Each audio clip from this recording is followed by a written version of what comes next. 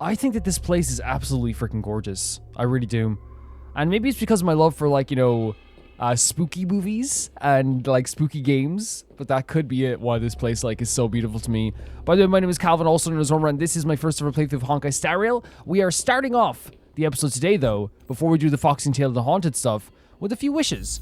People reminded me that, like, in the menu, just like in Genshin, you can exchange for a lot of stuff and get some tickets, and I was able to get 18 freaking tickets just from exchanging stuff in the menu, because, like, it's literally once you wish a lot. We wished a lot to get Jing Liu a while back, actually a few weeks ago, and, like, honestly, like, you get a lot of stuff from just wishing, and we wished a lot, enough to get, like, 2 5-star characters, because we saved up a lot. We saved up so much since the start of the game. We didn't really wish since the start of the game a whole lot.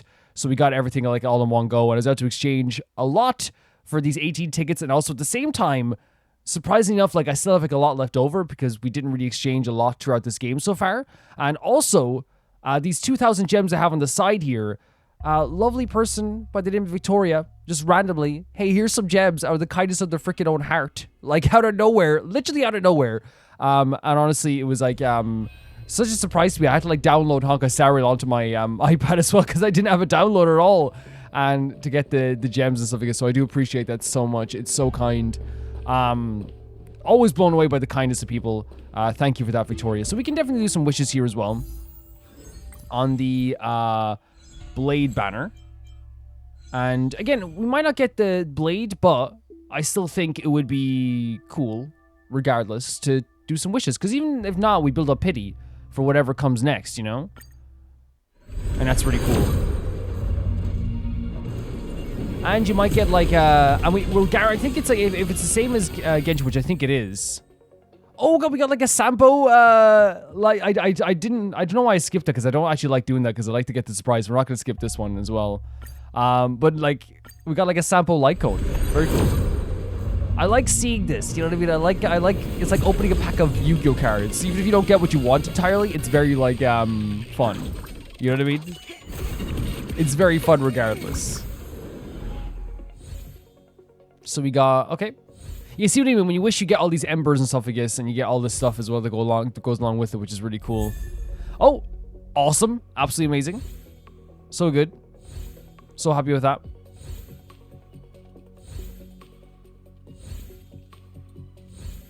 The same ones here, but then again, getting similar light cones is not a bad thing at all, isn't it? It's the same as things of getting, like, similar like relics and stuff like that, I guess, so you can, like, level up your character even more with those things. Just go with this now as well.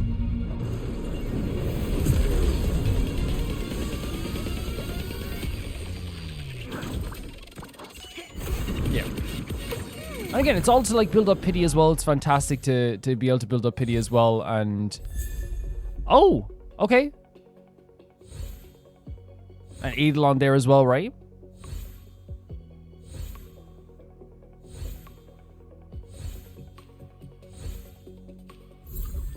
Very cool stuff. Very, very cool stuff. And then we can do, like, I guess, like, the one war point. We're actually 12 away from getting the Fate gift now, because we saved up a lot. Like, we saved up a whole hell of a lot. We can skip this, though, because as we know, we're getting some here as well. That's fine. That's grand. That's so cool. Honestly, so cool. Very cool. And now we have, like, a built-in pity for that banner, that even if we don't get Blade, right, there's still a good chance. The next 5-star that we wish for, and we do get, is guaranteed a 5-star. So that, to me, is, like, so perfect. It's absolutely perfect. And getting, like, a... especially from when you use Hanya again, because we will be using Hanya again, like, numerous times over the next while. Having another Eidolon for Hanya is fantastic. It's my first ever E6. Of dream, a star from the heavens has enlightened my path. That is my first ever E6 character. That's awesome. That's so awesome. Okay, let's do the next part of the ghost hunting quest, and thank you once again, Victoria, for being so cool with that as well. Like, building up that pity is so freaking awesome. So surprised, so shocked, and it's so amazing. Let's check this out here. So we have Ghostly Grove is the next part of this that we have to do this quest, right? These are the 2 new assignments. if the sky keeps crying, I keep hearing strange sounds around my home. It sounds like the crying it sounds like crying and is super creepy. It never stops throughout the whole day, and I can't even eat or sleep in peace. Yesterday I decided I had enough and listened really carefully and discovered it's actually coming from the sky. Does anyone have an idea what is going on? You see all these like answers. You don't say there's a haunting near my house too. Oh yeah, that's so cool. There's like all these different answers as well. Why don't you smash some rocks on your chest? Could be the child crying next door. That is honestly like probably the first answer people will give you on any site. Is like, are you sure it's not like someone crying next door? The person above me is a con artist. Don't stay in this house. The place is cursed. Sell it to me at 50 stars. That's pretty good. Let's accept this. Estimated fan count plus 18k. Estimated gratitude. Let's go. Fam, have you seen this news? This is huge. I've already thought of a plot for our next ghost story. The title will be, oh my god, Midnight Ghostly Crying Exposed. You won't believe what's behind it. Bombshell. Unmasking the mystery behind an unidentified flying object. Epic. Ghost hunting squad majestically owns a visible abomination. Not bad at all. You're pretty good at this. In my opinion, Helios should be behind this incident too. Do you remember how Cirrus finally exploded into rain and fire came fired down from the sky? Mournful cries in the sky. Is it possible these originate from all the fleeing fragments from back then? Then Tail might be among them. Interesting, yeah. If it really is a Helios causing the trouble in the sky, who among us can fly? I'm sure the Ten Lords Commission has a way, right? How? Being a judge of the Ten Lords Commission doesn't really let you fly. This is bothersome. If the Helios fragments are hiding in the sky, how are we supposed to wait for them all to fall? Let me think what we should do. What should we do? I have an idea. Sel, can you come with me? I thought of something. As expected from our Ten Lord Commission judge. Heard from Hanya that Huohuo has been very good at organizing the props of the Ten Lord Commission, so she's no less of an expert. Don't praise me like that. Well, get to work then. Contact us if you have any questions.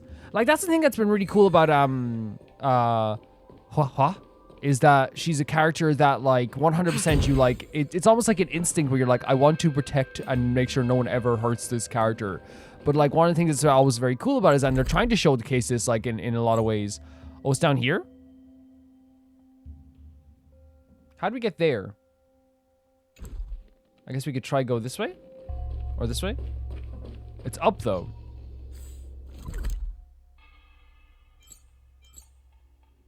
How do we get there? I guess it'll teleport us to the closest place, which is... Oh, okay. I think it's right here, is it? Wait, what? Here? Oh, an elevator's gonna come down, maybe? Yeah, okay. But yeah, what they show with her as well is that, like, you know, they're showing that, like, she has doubts about herself. But they want to show to the player as well that, like, well, yeah, she has doubts about herself. Look how good she is at her job. Because she thinks she's only there because of Tail, which is probably a big reason why she... Oh, it's a little ghost. You found me. Let me think. What favor can I give you? You won't keep me waiting here. You won't keep me... You won't keep waiting... why can't I read this morning? What's happening? I know it's very early, but... you won't keep waiting for me here, will you? Why do you want me to do me a favor? Why so paranoid? I'm just trying to do you a favor here. Anyway, here's something for you. It might be a little stinky, but it's also very useful. What is it?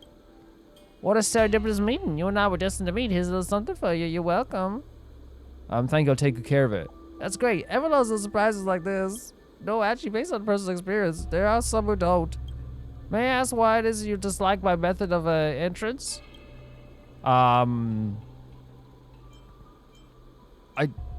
It's totally awkward, not serious at all, because it's completely devoid of creativity. I don't know. I feel like this is plagiarizing another person's stage entrance. So plagiarism, is it? I've heard that human societies you can be held legally liable if you do the exact same thing that someone else has done before. Is human law really that strict? It's pretty crazy, right? Will a human be arrested by a judge for merely saying how something that someone else did? Human society, how suffocating. It's so much better being free and roaming a helibus. I don't know what's happening here. I'm kind of confused because completely devoid of creativity. Does opinion another person's behaving out of fairly targets beyond creative? Humans show our interest in species.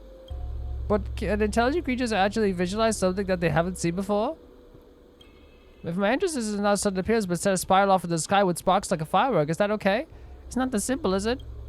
I guess we can just say this now. Whatever, just don't make it appear like that next time. If someone else didn't like it, you wouldn't stop breathing, would you? What? If you tell storytellers not to tell these stories that someone else told you before, they would feel hurt or start to doubt themselves. Pity, you're only asking a Heliobus. I'm in with him. I'm not gonna stop doing so just because the human doesn't like it. I don't. You can do what you want. Be you. You enjoy the gift, okay? Bye. Do what you want. What was that? That wasn't even part of the quest. What was that? Be you. I don't care. Be what you want to be. I ain't stopping you, buddy. I ain't stopping you. Be who you want to be. It ain't none of my business. Acting like I'm trying to stop your life. I think like the idea of like plagiarism was what they were talking about. Although you can see that from down there, the chessboard. I think nowadays, like, you know, a lot of people think it goes too far, where they'll be like, oh my god, like this artist ripped off this artist. And then you're like, it's like, oh yeah, and this artist, like they're totally a copycat of this artist. And what like really always like very much like, I'm always like, no, that's not the case, is that inspiration is such an important thing when it comes to art.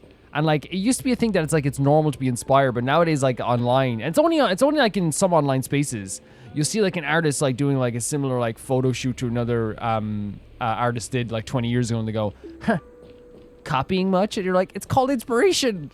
It's inspiration. Come on. I think people go too far sometimes, but like, now there are plagiarists, 100%, but I think people go too far sometimes, like with the different, like not knowing the difference between plagiarism and inspiration, honestly. Judge Huohuo, the courier side crane you need is ready. I'm still not used to being addressed as judge, but thanks. You're a great judge. Judge, here. This defying Luminara gourd, a mobile platform, aka extra side crane you requested for Judge Huohuo. It comes with a courier package? That's very observant, you. The Luminara gourd is in the courier package. Whatever that fulfills the purpose of flying with the Luminara gourd, I guess it's actually pretty easy to operate. High-tech sacred instruments are usually easy to handle. I thought this was going to be a big invention or something. Please tell me how I can come up with a big invention for you on short notice. Honestly, like, I respect the answer here. It's like, come on, be realistic, please, be realistic. Anyway, this side crate is at the disposal of the Judge Huohuo. Among us, do we have anyone who knows how to operate a side crane? You notice two of them looking at you inquisitively. I once used a side crate to rescue Bada Yukog's daughter. I'll leave it to you then, Cell. I love that we're able to like call on past experiences for this too, but also I love that we can see the mirrors in the distance that we remember we traveled through before. Makes the world feel so alive, still seeing them. Are you ready to pilot a side crane? I'm ready. Side crane start! Ah, so we have to capture the fragments this way. Subdue. This is fun. I think the side crane stuff is always very fun. Oh, this place is so pretty, isn't it? This place is so pretty. And again, I love the green sky. Good job, now we're left in one place. Nice, okay. I suppose this verifies the feasibility of the extra side crane. Judge Huohuo, please return it in a timely fashion after using it. I will, let's get moving, Cell. We should take a look at the place and mention the posts. Let's go do that. That's pretty fun though, right? Like, I love all these spooky stories. It should be the Heliobus. Stella, you ready? Side crane start. Let's go. So we have to do the same thing we did before. Like, it's just a really fun mini game, right? It's like collect all the... and subdue all the spirits. Love this song, by the way. It's so good. With the help of the exorcist side crane, you subdue most of the early, unruly Heliobi in less than 10 minutes. Very cool. I don't sense tail here, and there aren't any tail fragments. That's gotta be like, kind of upsetting though. You're you know, Huohuo probably getting up their hopes thinking they're gonna see tail here, you know? What is this?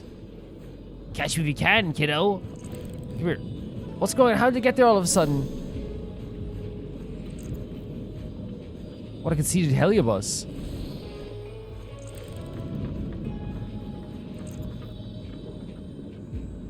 Finally, but it's not over yet. Oh, a battle, okay. You'll pay for this. Lend me your strength. Start off with this.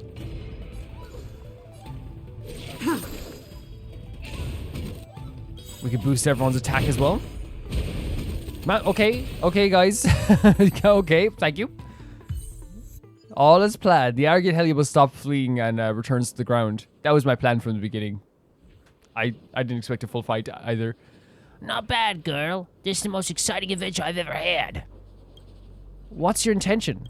I'm just out to have fun. If you're the one being locked in the furnace, you'll find ways to escape from that boring place too. To be able to enjoy myself like this, I guess there's nothing I'm unhappy about. If you got the nerve, then don't let me escape again, or else I... Shut up and go in. I love to just get in here. But I do love like all the different motivations for every single ghost, right? I think it's so cool. Everyone has a different motivation. We finally settled this troublemaker. There should be only one location left. Connect to the root signal, so we're going over again here. Oh, it's... Wait, March? No one better possess March, I'm telling you this much. It was the end of him. Am I seeing things? There should be a Helibot right there. Let's quickly take a look. That's March. You rush to March's 7th side. Okay, whatever Heliobus possessed March is dead. Estelle, and who's this? Greetings, I'm Huohuo from the Ten Lord Commission. Did you meet any strange occurrence? Strange occurrence? No, but I did manage to capture some beautiful shots of scenery. How about this? Take the talisman with you. If something happens to you, I will react.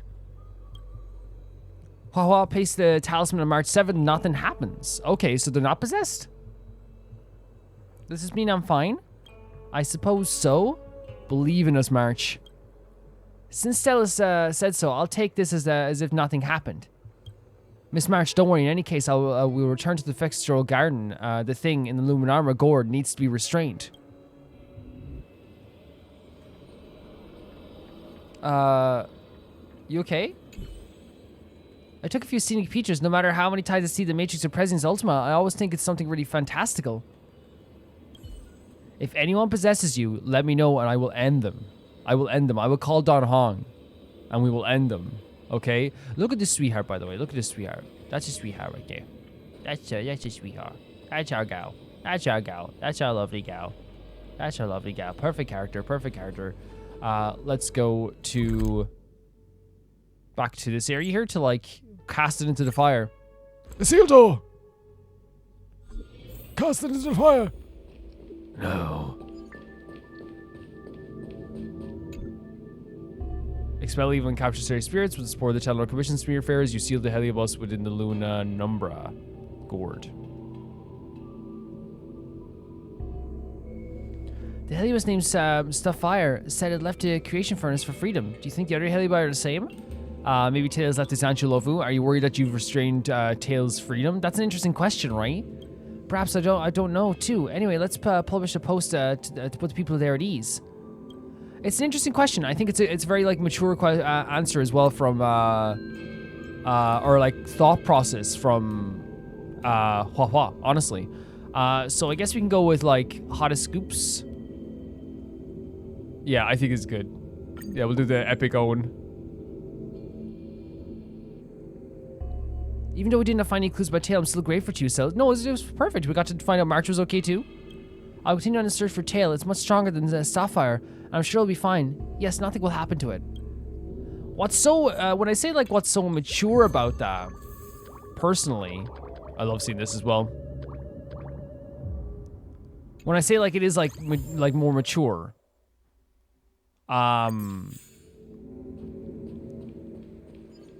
is that, like, it takes a lot to, like, look at yourself and say, am I restraining, am I holding back this person, or this, in this case, this Heliobus, right?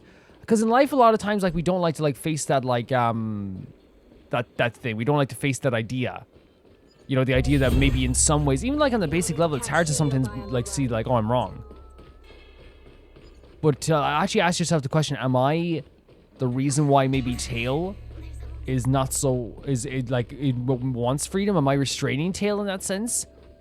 It's like, again, even though I don't think it's going to be maybe true in the end, it's still a very, like, interesting question to ask yourself, and it shows a lot of, like thought about other people, I feel like, you know? Personally, look at the crew, by the way. This is the crew, this is the crew, this is the crew. This is the crew. Ghostly Grove, let's go. So the next one we're doing is, this one? No, it's this one. My neighbor's dead wife seems to have come back. That's terrifying. My neighbor's is a widowed Foxian man named Wen Yuan.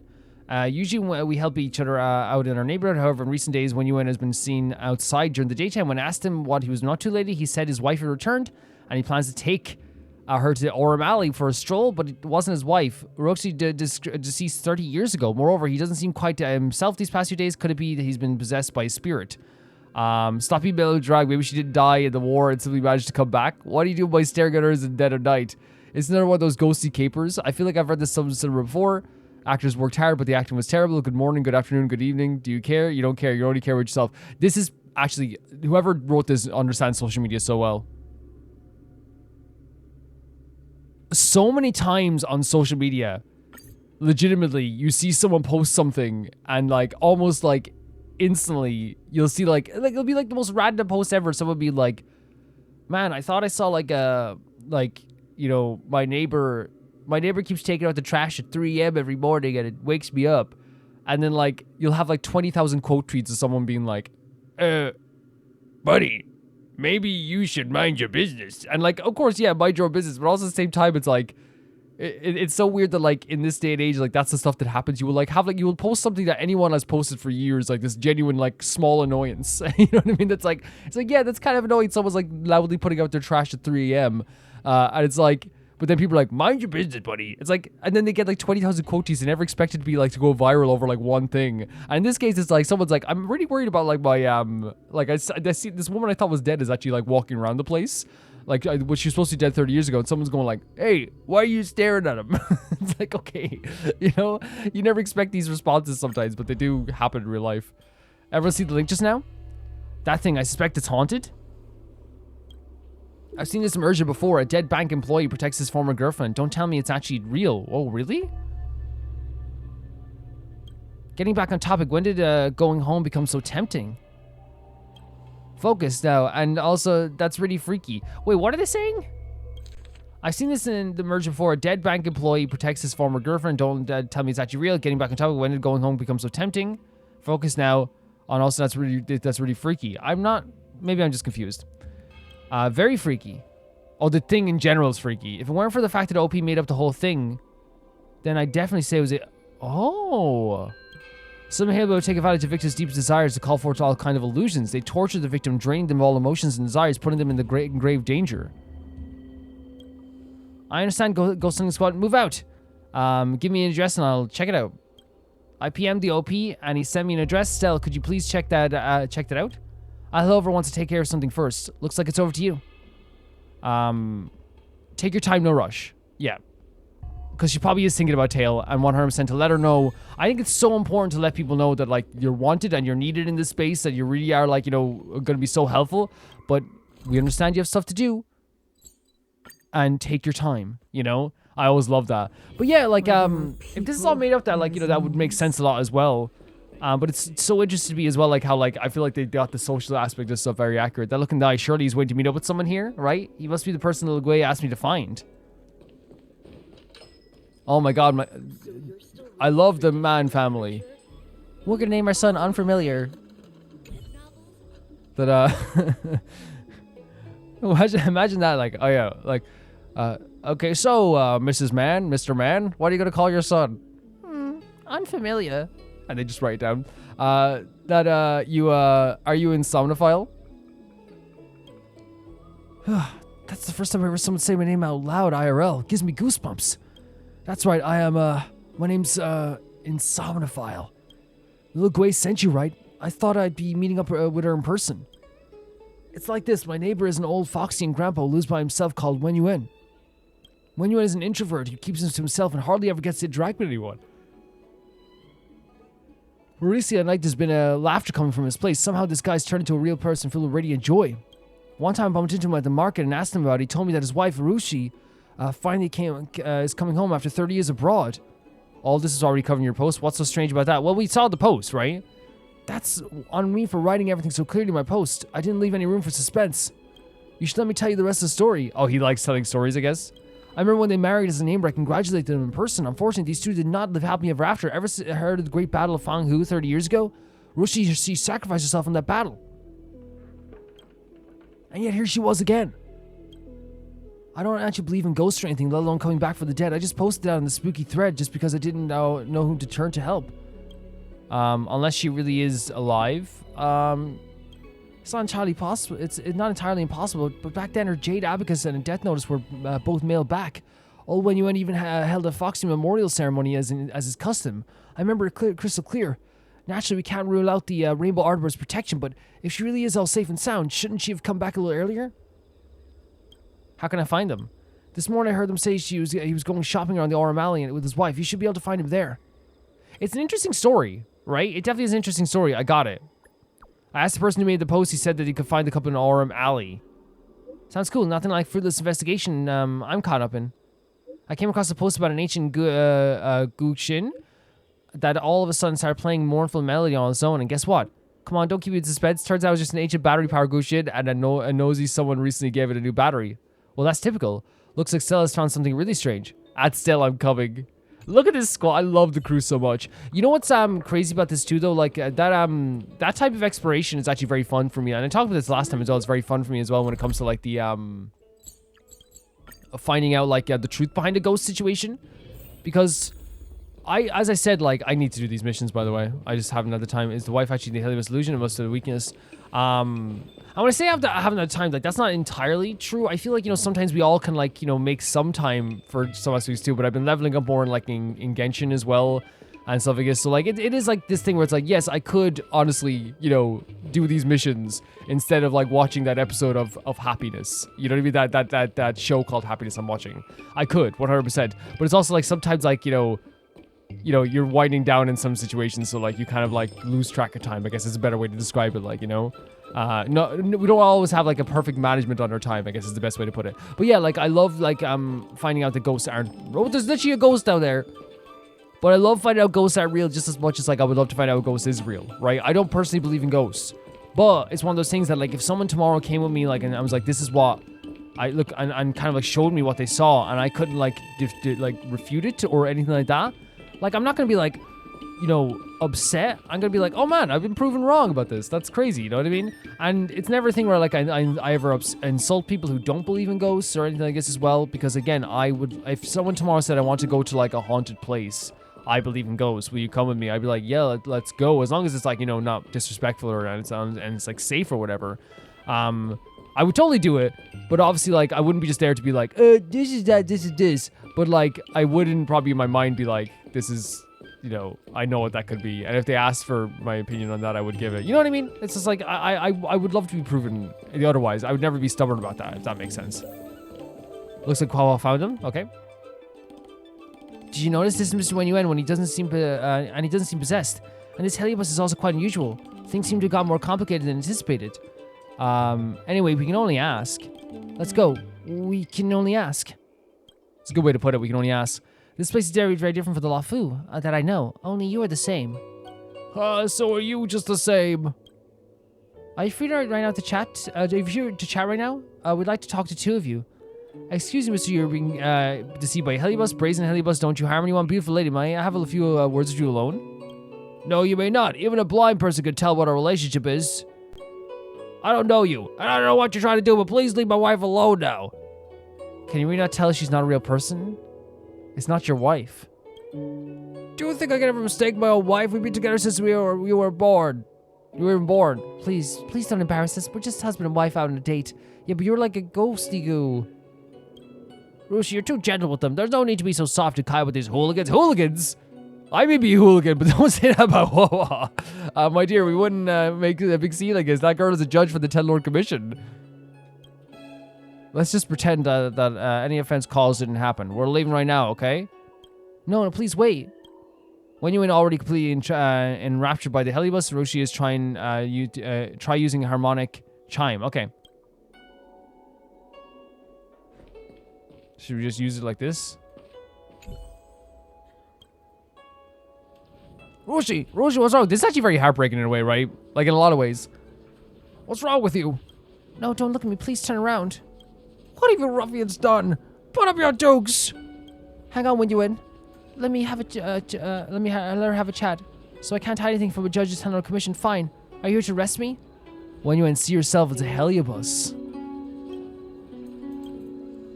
Do you think I didn't know? That I was too stupid to realize? What you have to lay it all out like that for? Yuan, don't say that. They're from the Tenlord Commission, so they do things by the book. So you're voluntarily deceived. I think what's happening here is that he, from my estimation, it could be wrong. I think he just like wanted to believe it. Not wanted to believe, but like he was in blissful, like, you know, he was going into his own world where this felt all right. At first, it was like you said. I disguised myself as Rushi in the vain hopes of cheating him, but Yuan is a very smart man. He probably saw straight through everything at first sight. These happy days we've been spending together have been nothing more than a tacit game of playing house. But this feeling, it's real. So she developed feelings? I once thought that being a state of starfire essence, I never needed love or to be loved. But I was wrong. So I beg you, please don't let me lose what we've only just gained. Miss Rusi, if I'm not mistaken, Miss Yuan has changed much since the two of you have met. Have you noticed that despite not taking possession, you still unintentionally consumed the host's body? Wow. So they're still consuming, Yuan. You're right, I'm being selfish. Rusi, you know, I never cared about any of that. I'll soon wither away from exposure to a Heliobus. I already know that. Lately, this is just what I used to research back in my day, studying the Zanshu Zhuming's academy. I'm sorry, right from the start, I never should have. Don't say that. Seeing you one more time as a price paid by a lifetime of conserved luck. Lady, I know you have to act according to the rules of the Tenlord Commission. My master to relax just a little. Once you spend a final moments together, she'll definitely come for you. Yes, please give us a little more time and I will dutifully go with you. Huohuo looks a little awkward. She hopes you can help her come to a decision.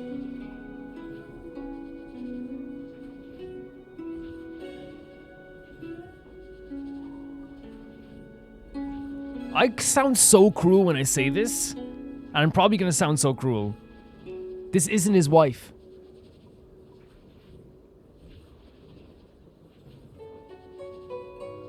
And legitimately, I do think that it's only going to hurt him in the long run more, keep up this mask. Yes, losing someone is so freaking horrible. It's so disgustingly horrible, right? But this isn't his actual wife. And like, let's say like we in this game, the afterlife and parasites and stuff, I guess like is something that seems to be a thing that like, you know, and like, you know, possibly like, you know, we know that like it's different rules than real life, right? But like also like if his wife was looking at this now, which obviously she might be happy that he's happy, but also it's one of those things where it's like, that's not me, that's a Heliobus.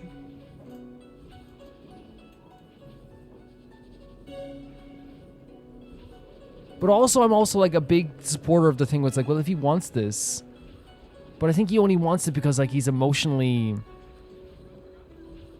you know, hurt thinking about his wife. I think it's the only reason that he I know like that's kind of like putting words in his mouth, but I do think it's because like, again, it's like, it's putting a band-aid on a pain that he's had for so long.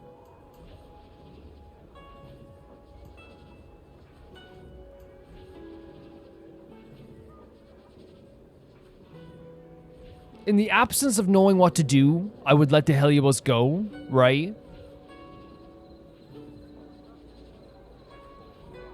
Because it sounds like he's not living a good life without his wife. And he doesn't want to live a good life without his wife. And we're gonna arrest her anyway, right?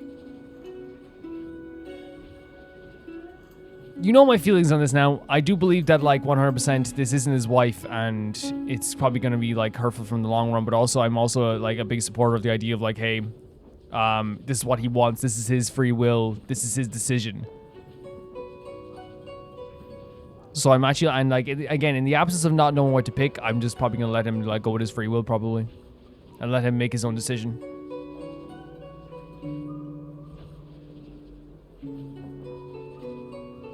Right?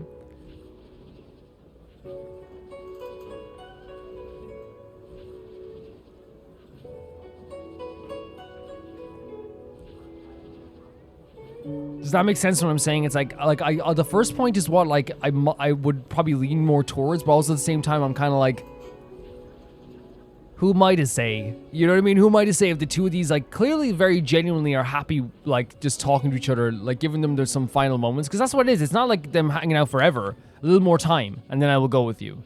Yeah, okay, let's just do it. You respect their choice? Yeah, it's their decision. I know the price I'll pay. I do it all along, so be it. Thank you. I know you have your orders from Telenor Commission. I sincerely appreciate your decision. Wait, how long do you want, though? Now, whatever happens next is going to be able to... Wait, but how... And has nothing to do with you. You don't have to bear any guilt or shame. Yeah, but I thought it was going to be, like... When they said, like, a little bit of time, I thought it meant, like, saying your goodbyes or something. Or, like, having, like, one last, like, hour or day together. Are you... Like, is this going to be, like, a... Is this really for the best? You really want to give up so much? I've already spent 30 long years hard waiting for you to come back. Maybe it'll be quick, or maybe it'll take forever, but I can finally find relief. But now you're back on my side. Even if you're not really you, even if you're just a joke of fate, I'm still happy. I thought they meant like just like a goodbye. Thank you, no matter who you are, Roshi. We should get out of here. Goodbye, Miss Judge, and to you, lady. When you and Hurley left Roshi, perhaps he was worried that... Okay.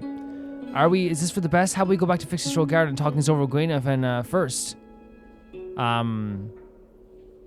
I understand your concerns. Let's go. Guys, can I be completely honest here? Like, the way they phrased it, maybe I read it wrong. I legit thought it was going to be like, let us have, like, one more, like, hour to sit on this bench and chat with each other and, like, you know, and maybe I should have guessed it because they were making a decision about, like, the withering stuff as well. But I just thought, like, you gradually wither away every second that you're with them or something like that. Because I thought it was, like, let's have, like, one, like, because I thought we were just going to, like, take them afterwards. I don't know, man. Maybe it changes my viewpoint a little bit, honestly. You tell Gwaineth about when you went into this situation? I see. Haha doesn't know whether she was right or wrong, but when is she ever going to get a simple case of right or wrong in the world of ours? Anyways, the whole thing's over and done with now. Let's post up to Ghostly Grove, okay? You get what I'm saying? It's like, I thought there was gonna be like one final day together or something like that.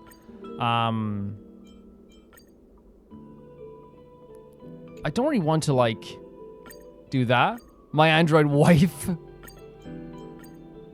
Honestly, let's go with this. We already made her bed. Let's sleep in it, you know? I can understand him. It's when you went sentiments. It's hard to accept someone leaving. I'm the same. Don't be sad, Huohuo. Let me take you out to Spicy Supreme. No, we still have lots to get done.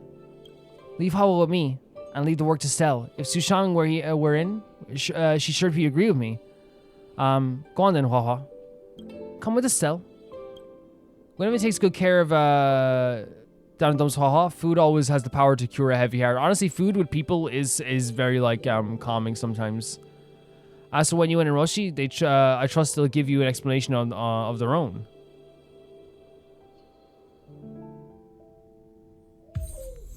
Yeah, like, again, like, it's one of those things where, like, it's their decision. So I can't really say much about it. You know what I mean?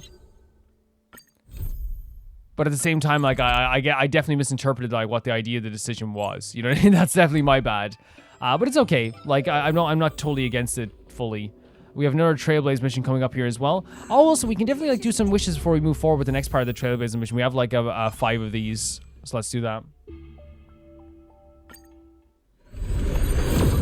This we can skip. And again, we already got, like, a 5-star here. We got, did we? I think we did. We got, like, a Eidolon, right? So we're not looking for, like, a 5-star anyway. Like, we wouldn't be getting that anyway. Yeah, just a few wishes. Getting some Undying Embers. Pretty cool stuff. Let's go. Yeah, like, I do think it's, like, an interesting, like, question to ask yourself, and I do want to hear your guys' opinion. Obviously, like, my opinion is different now, because, like, again, it's one of those things where, like, after hearing him say as well, it's like, I'm not happy. He's not happy whatsoever. He's like, man, like, at least I'll get to, like, have some happiness before I wither away, and I totally get that too. But also, like, I don't want to ever be like, if I can, it's so weird. It's so weird, because, like, if I can prevent someone from dying and maybe try to find it, but then again, we won't be doing that. We know we won't be doing that as characters, like, trying to find him a happier life after this. So it's weird. It's a very weird thing to come up, honestly. Let's talk to our gals. I don't think searching like this is the best way. Diner haunted. Evil spirit breaks into restaurant and eats double its body weight in food. Do you think Tail did this? Seems like his Do you think so? Sounds like a very hungry criminal came up with a very poor excuse. What about this one? Paranormal activity reported at exclusive horror immersion. Guests experience haunting within 7 days of screening. It reminds me of when I used to watch horror immersion to train my courage. Whenever there was a suspenseful moment, Tail would jump up and scare Oh my god, me. Tail. Guys, I feel like this is just some sort of prank or a marketing stunt to boost ticket sales. What are you guys up to? Have we planned out our next steps yet?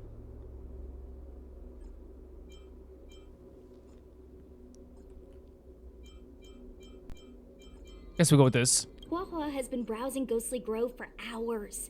Every time she finds a suspicious incident, she says, "Do you think?" I mean, that's Tail because did she's this?" so definitely missing Tail, and she's worried about Tail for sure, you know? Problem is, any suspicious incident could be Tail related when you think about it.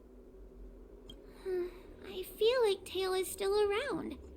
But if so, why didn't he come back to see me? There's so many questions on her mind about this. He'll come back. He was your Tail for so many years. I'm sure he'd come back to say hi. Or bye. Yeah, especially since, like, he, like, saved all of our lives, like, legitimately. Anyway, even if you don't find Tail, you're still a great judge. The success of our ghost hunting squad proves We've seen that so many times throughout this quest. Like, she is fantastic. Thank you, Miss Oh my Blake. god. I don't really get compliments without the encouragement of you squad members. No, Working with you guys has made me feel a little more Lovely. confident. But it's hard not to think about the days when Tail was yeah, still that's around. understandable. So that's so understandable. But I think that as well, you know, she probably has these doubts because she thinks that people only, you know, have her as a judge because of Tail. But we know for sure that, like, people, you know, assign her, you know, if they're assigning her jobs for certain situations, you know that even after all this has happened, you know for a fact that, like, they still trust her a lot. Back then, I was a useless coward. I'd hide at the first sign of trouble. Tail would always complain about it, but he'd also get me out of danger. Reminds me of me and my brother. Sort of a love-hate No, the relationship. Tail Huohuo relationship is very sweet in a way where it is kind of this thing where, like, he's trying to keep up an appearance constantly, but he will always, like, protect her in the end. Again, it's the Angelica and the Rugrats system, which is like, I can be mean to the babies, but you're not being mean to the babies. Hey, look You at found this. something? Did you find Tail?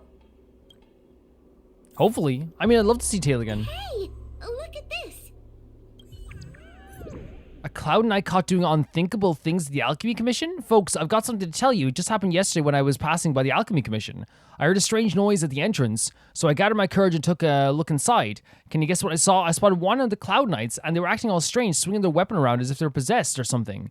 More than a dozen or so Cloud Knights couldn't restrain them. Did anyone else see this? Let's begin that investigation. Is this something Tail would do? Tail or no tail, it's definitely the work of a True, heliobus. 100%. Let's hurry up and get to the scene. There'll be trouble to pay if we're too late. Should we talk to Cirrus first? We don't have time for Okay. that. Even if Cirrus does know something, by the time we finish asking No, that's true. questions, it'll be too late. This is more urgent. This is definitely more urgent. Be careful, everyone. This sounds like a very aggressive heliobus. Here we go. Honestly, like, it's such an interesting, you know, relationship between Tail and Huohuo. but like it's also like very like, oh, we're going here. Okay, it's also like very beautiful in a way too. You know what I mean? It's like, yes, there's like this like lack of confidence now without Tail, but I think that Tail also like was like someone who like backed up Huohuo in a lot of ways. So like she thought that like, you know, that protection and that backing her up and making sure she was okay was her not, you know, maybe living up to her full potential. And in that way, she thought people only like me because of Tail and people only think I'm a good judge because of Tail. When we've seen so far this mission that it's just not the case. Like she's been so good at what she's been doing even without Tail. Oh my lord. Duel me? Hey, calm down. I just learned a new technique. I'll use it to end new technique? your life. Oh my god, look at the crew! I know like this danger going right, but look at the crew. What's with this guy? Unauthorized personnel should keep their distance. It's We are dangerous literally the here. crew. Look at this. Actually, we're not really unauthorized, are we, Judge? Is that Sushang? And a judge? Why are the 10 Lords I commissioned love here? that this soldier was so focused on just defending his life that like he didn't even notice it was Sushang until he heard Sushang's voice and he was like, oh, you know, that's so cool. Nice touch. It's a very long story, so let's deal with the problem at hand first. Man, I can't get over the girl crew. I can't get over it. Mr. Cloud Knight, sir, the 10 Lords Commission will handle this. Thank you for your cooperation. See, this is what I'm talking about. Like, she doesn't even realize, like, how good she is sometimes at communicating, how, like, forward-thinking she is, and how smart she is, you know? Understood. Please, take mercy. We're gonna on him. destroy him. Don't worry, this sort of thing is our specialty. Oh my god. Oh. I was gonna say we're gonna jump him, yeah, honestly. We've entered the storm. To guard and defend, crush them. There's our boy Luca. So, we'll do this, I guess, first. Lend me your strength. Boost ourselves up with this.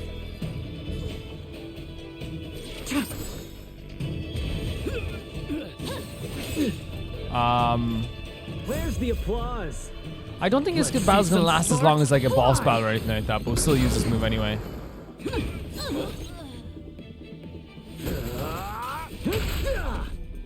That's such a cool move, the explosion afterwards. After struggle, you subdue the crazed Cloud Knight. Judge Huohuo, is he alright? His life isn't in danger, but his hands and feet are spasming, and his speech is incoherent. I think he's experiencing a delusion that he can't. Do you see what I mean? Even like ascertaining what's happening here and like, you know, giving her own like assessment of what's happening here. It's such a small thing, but it does show how she is like very capable at her job. I feel like I've been drained of my strength. Mr. Cloud Knight, sir, are you okay? Can you answer a few questions for me? Do you remember what happened to you? I think so. Let me think for a moment. I received a report today about an infestation of abominations here at the Alchemy Commission. The captain sent me to clear it out. What happened after that was like a dream? I can't So there explain was it. some like abominations here too. My weapon suddenly started Oh talking no. to me. It taught me fighting techniques, which moves to avoid, which moves to use, which stances to adopt to retain balance. Then it told me to relax and let it take control against the enemy. That's actually like, again, it's a really cool story. The idea of like your weapon talking to you and your weapon teaching you stuff, right? But like in this sense, it's obviously very scary. That sounds just like Yeah. Helios. I followed its instructions. To my surprise, it felt like my combat skills had greatly improved. Still, it told me I was incompetent, like a piece of rotten wood. It wanted to find a new apprentice to carry forward. Wait, the so they art. didn't like you as an apprentice anymore? It was only then that I realized there was a sword-wielding child beside What? me, staring right at me. What? Your weapon wanted to take the child as your apprentice? Lots Lots of children grow up learning to use a sword on the Luofu, but for a child to be walking around with one... I mean, Yanqing, right? I sure hope we're not thinking of the same Yanqing. person. I realized the boy Yeah. is the general's retainer, Yanqing. Oh no, what if they tried to possess, or tried to like, tried to, I guess not possess, but, no, possess, right? Like, possess Yanqing? When I heard my sword say the name, I was in disbelief. And then, for some reason, I just attacked Yanqing's very good, though. Like, I'm gonna say, are you okay? Because, honestly, like... Yes, I'm fine. The funny thing is that I didn't even see him move. Yeah, I know, I just fell Yeah. straight to the ground. because I know that he's like he's a child, but we know how good he is. You know what I mean? This is, like, no, you can say what you want about Yanqing. He withstood a death attack from Jingliu. He did. You know, he did. Like... He's very good at what he does, and he has the best trainers that you could ask for. So when someone else is like, I got in a fight with Yanqing, I'm not going to be like, is Yanqing okay? I'm going to be like, are you destroyed? Are you dead? What happened next was even more outlandish. Yanqing looked like he was talking to the sword in his hand. He turned around, left without looking back. And my weapon? So never it spoke might be again. already possessed, the sword. Yeah, not good at all. I'll take care of the Cloud Knight. This is urgent. It's very urgent. This is such an interesting story as well, right? This is so interesting. Try to track down Yanqing's whereabouts. I still see Yanqing as well, like, you know, who, like, again, is such a good swordsman. Like, that's part of his, like, his story, right? That's part of, like, what he is. Like, he's trained to be such a good swordsman. I still love this place. Looks so cool. But to the point that, like, you know, it's also like if you have a possession to do with Yanqing, he's someone who's, like, very close to the higher-ups in this world. And not only that, he's sent on some, like, crazy missions to do some crazy stuff. You know what I mean? He's very important in terms of, like, his jobs. And, like, I know that, like, the general, like, also, like, wants to protect him, but he also knows that he has to spread his wings sometimes, too. And he's been getting more and more important jobs. He's been in more and more important places. And he's already by the side of the general, like, all the time. To have a Heliobus that close is very... Wait. It's the floating sword? A blue sword swishes by. It's very pretty. Upon detecting your presence, approaches it and starts flying in circles around you. It seems to be calling us? I heard that Yanqing's sword is a famous weapon crafted by the Artisanship Commission. It resonates with its master, reacting to his movements in battle like it has a mind of its own. For real? So that's just Yanqing's sword in general, but I guess, like, his sword, okay, his sword resonates with him, so that would be kind of like this idea of, like, just being, like, almost, like, completely in sync. He must have encountered some kind of danger, and his sword flew away to find That's someone to crazy, help. though. That's crazy if that's the case. Danger! Mr. Shang, don't scare me like that. What kind of evil would be strong enough Yeah. to pose a threat to Yanqing? Like, legitimately, I love how they're saying this, because, yes, Yanqing is so good at what he does, but, like, this sword thing is such a pretty idea. It reminds me of, like, you know, let's go, you know, soul, resonance, you know what I mean? Like, it reminds me of, like, Soul Eater in a way. I'm not sure, but the Heliobi are strange creatures. Even the sharpest sword can't cut them. Uh-oh. I just had a thought. If it's not auspicious, you'd best not say Yeah. it out loud. Based on what that Cloud Knight said, it isn't that Yanqing's in Someone danger. else is in danger. Oh my god, that's so cool. Sorry, it's that Yanqing has become the danger. It's that he has become that's such, again, because he's so powerful. He's so good at what he does. Even if he's not, like, as good as, like, the general or Jingliu right now, he's still better than most swords people in the entire, like, Luofu. Exactly. Oh my god, that's such a cool Follow idea. the sword. No matter what, we have to find Yanqing before things get even worse. Like, the sword coming to warn us, like, oh my god, Yanqing has become so dangerous. Which is, like, the case, as we said, like, he's so close to the people in the, what you call it, the, like, the higher-ups of the Luofu and, like, the general and things like this, that, like, it would make sense that, like, you'd be terrified of what he's, like, you know, especially if he's possessed right now. Wait, where's he going? The waves ride the howling wind, bashing the forward with great intensity. This is so cool that we're just following a sentient sword. Yanqing's sword hangs in the air, pointing to in the distance to the luminescent depths. This is the dock for Dragonprayer Terrace. Judging by the sword's behavior, that's where Yanqing is. Oh my god. Should we really be charging over there? Even without a heliobus, Yanqing is a swords master among swords masters. I love how they're hyping up Yanqing here because it's so true. It fits the story so well to this point. You know what I mean? They don't just say like, oh, but he's a child. You know what I mean? It's Yanqing. Are you scared, Sushong? Me too. Compared to the other heliobi we've dealt with so far, this one seems like it could do some serious That's so damage. crazy, man. This is like such an interesting way of doing this story, right? Because so far you can go into like, you know, kind of like head first into fighting some of these heliobi and like trying to like get people like not possessed anymore, or to exercise those possessions, I think, as well. But to have like, now you know, like, oh my god, like there's a heliobi that possesses people and teaches them new techniques and makes them even more of a powerful fighter. And Yanqing is already a powerful fighter. It'd be the same feeling you get if like the general was possessed, or Xing Liu was possessed, or Blade was possessed, or even like the likes of like Dan Hong was possessed. It's like that is a terrifying prospect because you actually have to fight someone who like knows what they're doing on a crazy level. To the point that Sushang, which Yanqing like said before, I believe, that they like watched him use his sword and like learn techniques from him as well. Like he's actually like well respected as a swordsman in the Luofu. Scared?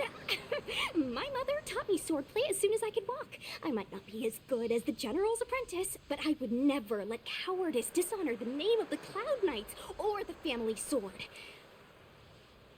It's okay to be like, yeah. I just think she said that I'm not as good. We know she is good as well, but like, you know, it's okay to be like a little bit afraid. Like it's a very scary situation, like possession, a powerful swordsman, you know. But I am worried. Yeah.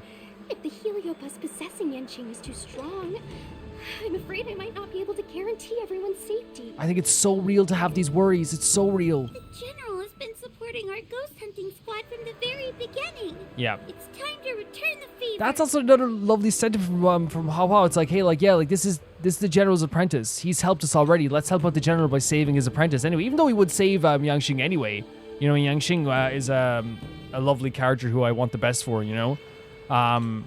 I still love that from this perspective, how it remembers like all the stuff the general has done for us so far. Even if it wasn't for the general's sake. Yes, as a judge, exactly. I can't let a heliobus take over someone as dangerous as Yep. Yanqing. This is why you're a great judge. You're fantastic. Sushang, Miss Gui, Miss Trailblazer, please help me rescue him. Never doubt yourself again, please. Never doubt yourself again. Never doubt yourself again. You know, like that's like such a like a, as I said, like such a beautiful response. And like she first said like, hey, we have to repay the general for everything they've done. Such a great response. And then it's like, but even if we didn't, we can't let anything happen to Yanqing. Don't doubt yourself and your what's the word I'm looking for? Your capabilities as a judge. Because while, like, you know, it's not just compassion you need as a judge or whatever, but, like, she's very much, like, almost instantly. She sees everyone's worried. She sees everyone scared. She saw that Sushang was worried and that Gui was worried. Rightfully so worried. And probably worried themselves. Huohuo was like, well, look, we have to do this. We have to. Even with the quivering voices she had there as well. Yanqing is at Dragonprayer Terrace. Let's go. Let's go. I'm so ready for this, though. This could be so freaking... What the hell? What the hell is this? Oh my, he's just standing there.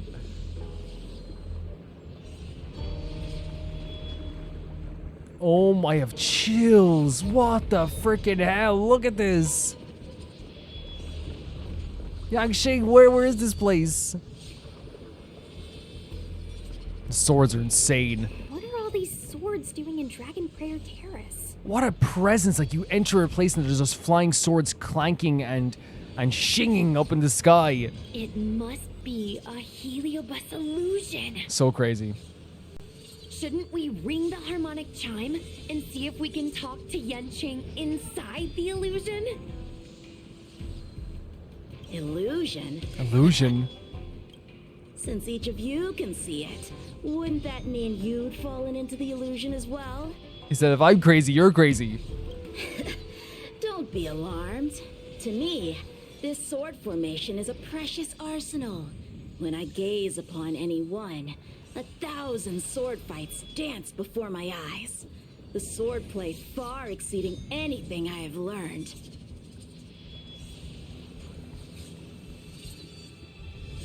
But would Yanqing say this though? Right? To call these swords a precious arsenal. And better yet, they welcome those who wish to pursue higher realms with open arms. Oh my god. Helios is leading you astray. I'm not interested in swordsmanship. The general sentence to bring you back. Honestly, like it just doesn't sound like Yanqing, right? It doesn't sound like him fully. I know that this is an illusion created by a heliobus. The general sent me to assist the Ten Lords Commission. I know a thing or two about your work. These cosmic flames are Look not at this. good nor evil. They are simply a mirror. As long as a host's mind is clear, a heliobus cannot control. So is your mind clear right now? Take me, for example. At this moment, I am free of all distractions. And I see the potential for greatness in these swords. Isn't that right, Master Apira? Master, your master is the general and Jigliu. Apira? That heliobus's name is Apira? Do you know the name of Pyra? Correct. Master Apira promised to show me the flaws in my swordplay and had to take it to the next level. That's why I brought them to Dragonprayer Terrace, where I suffered my most serious setback. This is where they lost to Blade and Don Hong? Young one, with me, everything Great will voice. be different. Oh my god. But like, I never saw that as a setback. I think that like even in loss, Yanqing becomes an even better swordsman. We saw that with Jing Liu. Whether it be Imbiber Lunae, the Stellaron Hunters, or that woman, your accomplishments will exceed them. Oh my god. You will be matchless, without limits. Oh my god. And we know that Yanqing does want to be better, wants to be more powerful, wants to be stronger, right? That's why they're training. And what he's talking about how he lost to Imbiber Lunae. He lost to the Stellaron Hunter. And with that woman, he's talking about Jing Liu. For sure, talking about Jing Liu, right? 100%. And like, yeah, you suffered a bunch of losses, but like, you're talking about Blade, like a dragon lord, and like a woman who who trained your master. Like, that's not a shame. There's no shame in losing to those three. Matchless without limits. Yanqing, You're just in time. The swords my have taught God. me something already. I'd like to see how sharp my skills have become. this is actually crazy though. Like this image, right? Like, oh look at he sat into his smile there as well. But like the sword's just like flying around his head as this is happening too. Whoa. There's almost a vibration there too. Lacking. I've been through countless defeats. But with Apira as my master, no longer. The defeats are good for you though. Lend me your strength. I genuinely believe that defeat for him is more than good. I know it sounds weird, and like I think you guys would agree though, right? Defeat is like not a bad thing when it comes to like training yourself in anything sometimes. You know, I think sometimes it can be upsetting to lose, right? But then you can learn from those losses as well. That's how I feel about it. Small fry. I know it's easy for someone to say who like is not like, you know, Yanqing, right? It's easy for you to be like, well, you know, like you should be happy with like, you know, losing and stuff. But that's not what I'm saying even. Like, it's just like literally after he lost to. Sword fight must be fought with sincerity of heart and mind. Give it your all. Lieutenant Yanqing, snap out of it! We don't want to fight you! But I want to fight you. And Oh my, we're what a just getting line. started. We don't want to fight you, but I want to. As I said, like, his loss to Jing Liu made him a better swordsman. Instantly. Almost instantly, you know what I mean? I wouldn't even call, like, his fight against Blade and in Luna even that much of a loss, even, like, you know what I mean? it was kind of stopped before anything could get to like a true climax, you know? Cut through the ranks. Oh dear lord. Whoa! Down to 1 health? Their skills are nothing compared to mine. What can I learn from any of them? Showing through a battle what they've, this power that they seem to have, like, you know, attached themselves to, where it's like even in a loss, they're able to like get us down to like our lowest point. Then why not hack them down right? Yanqing, he's a baby. Don't do this. Don't even think about this. Hack them down? I thought we were just sparring. It's never just this with some of these Heliobus. Like, some of the Heliobus, like, generally, like, have some ill intent. The laws of the battlefield are no different from the laws of the universe. Life for victory, and death for defeat. Look at this image. Swordsmanship is the art of victory. And only the victorious swords can be passed on. Swords defeated are buried among the barren wastelands.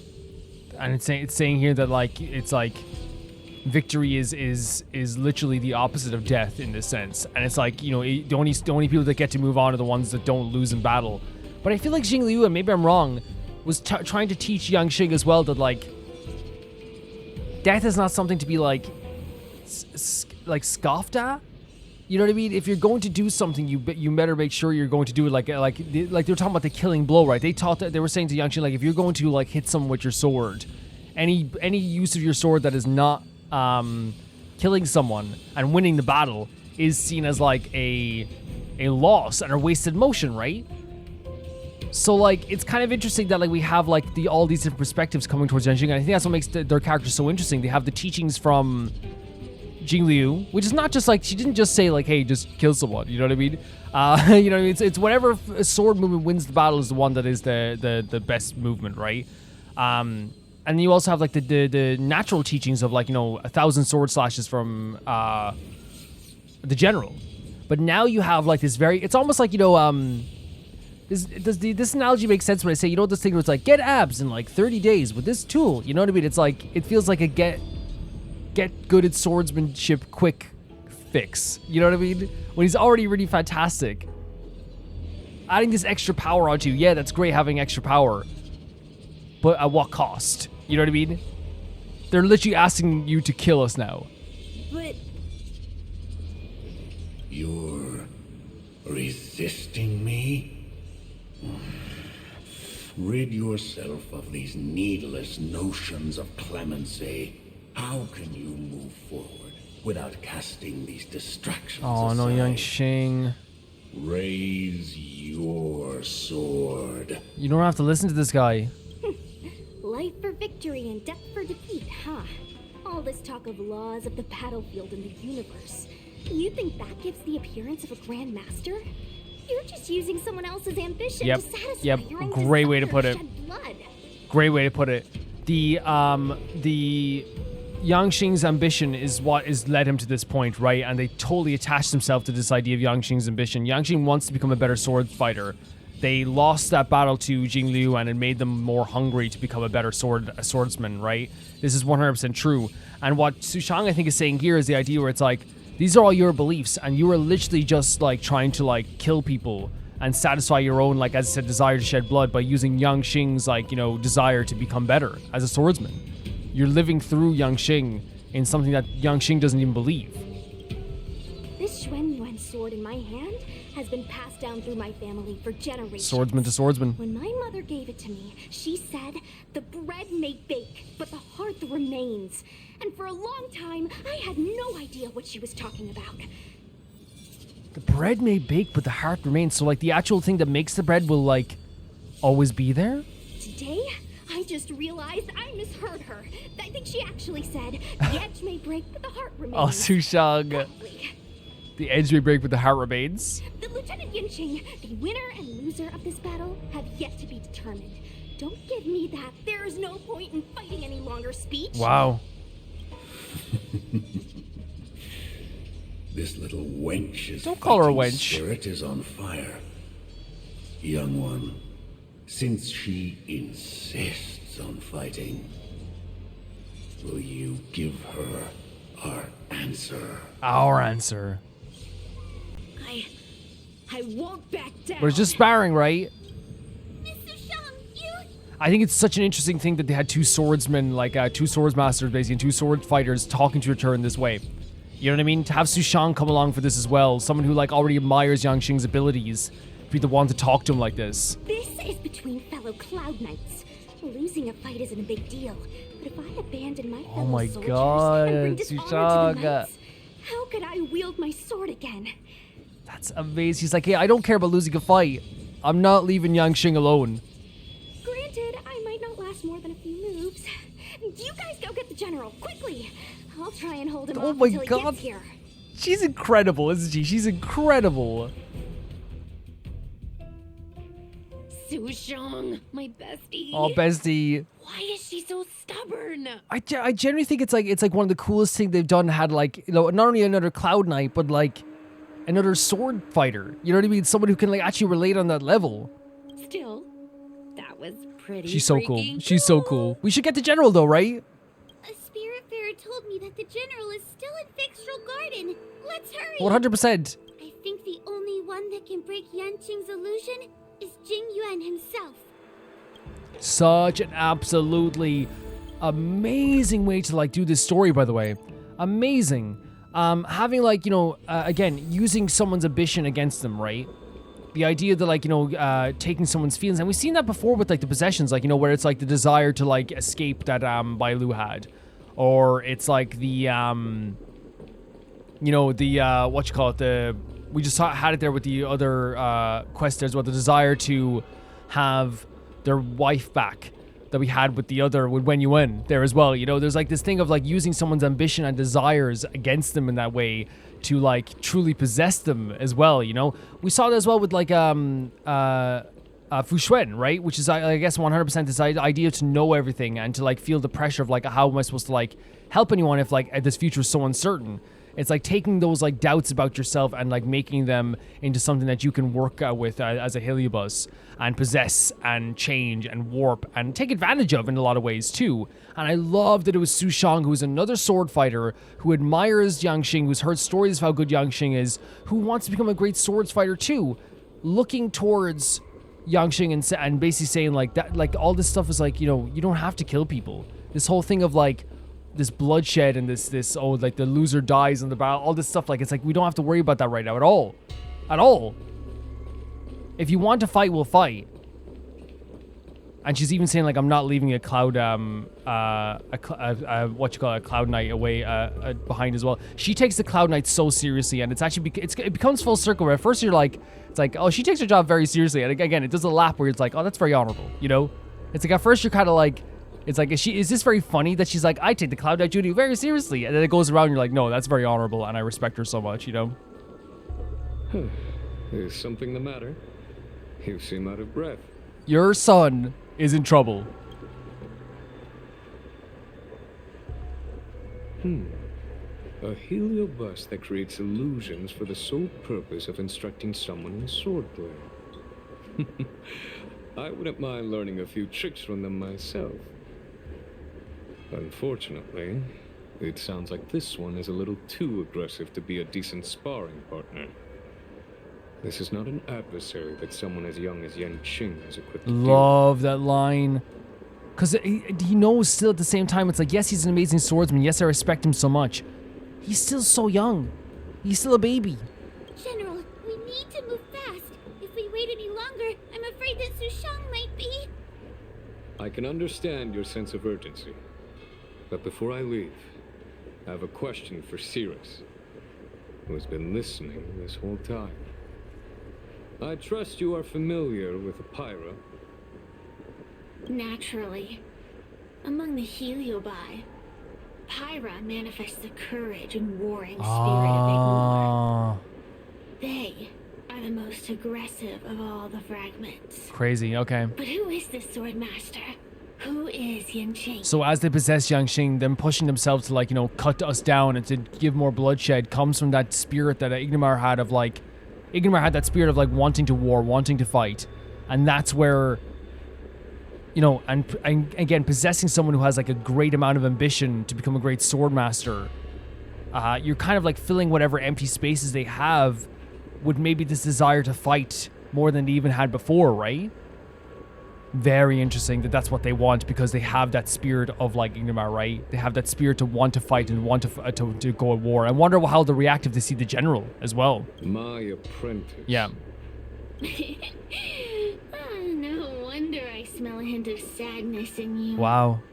In order to rescue his incompetent apprentice, the master must fight on the battlefield himself. Wow. I must say, I'm very envious of Apira. First of all, sensing the sadness, the general is very composed, but obviously he would be upset by this as well. But also at the same time too, being like, I'm so envious of Apira.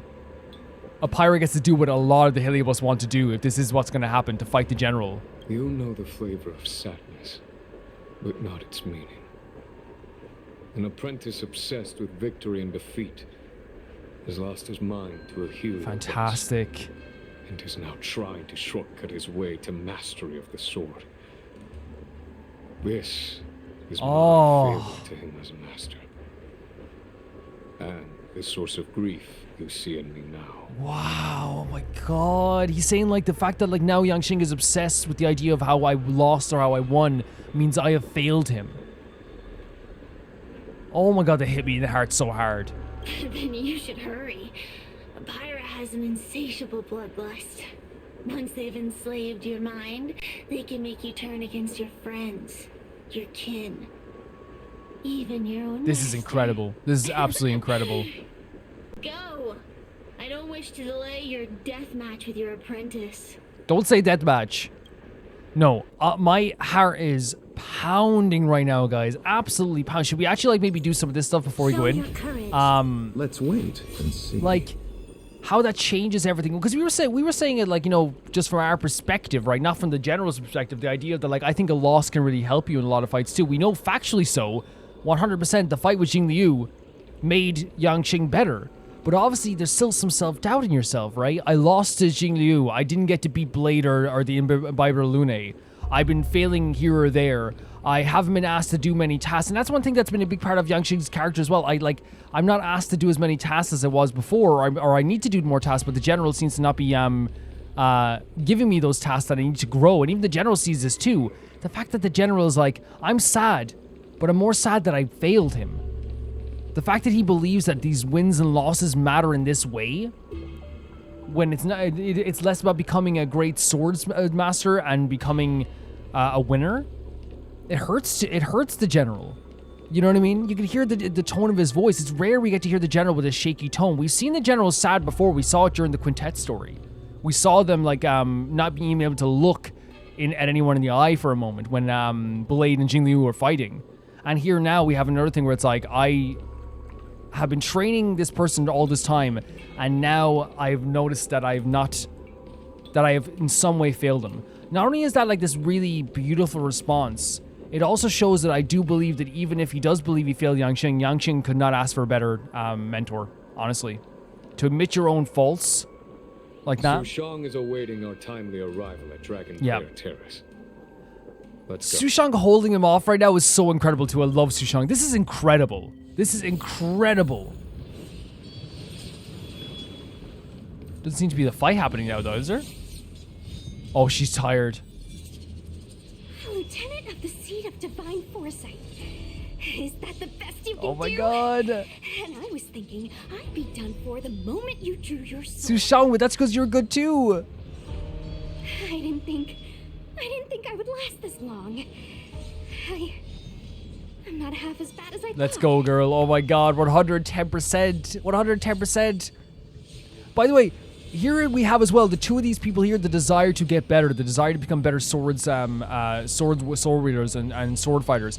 This is 100% a parallel between two people who want to get better, you know?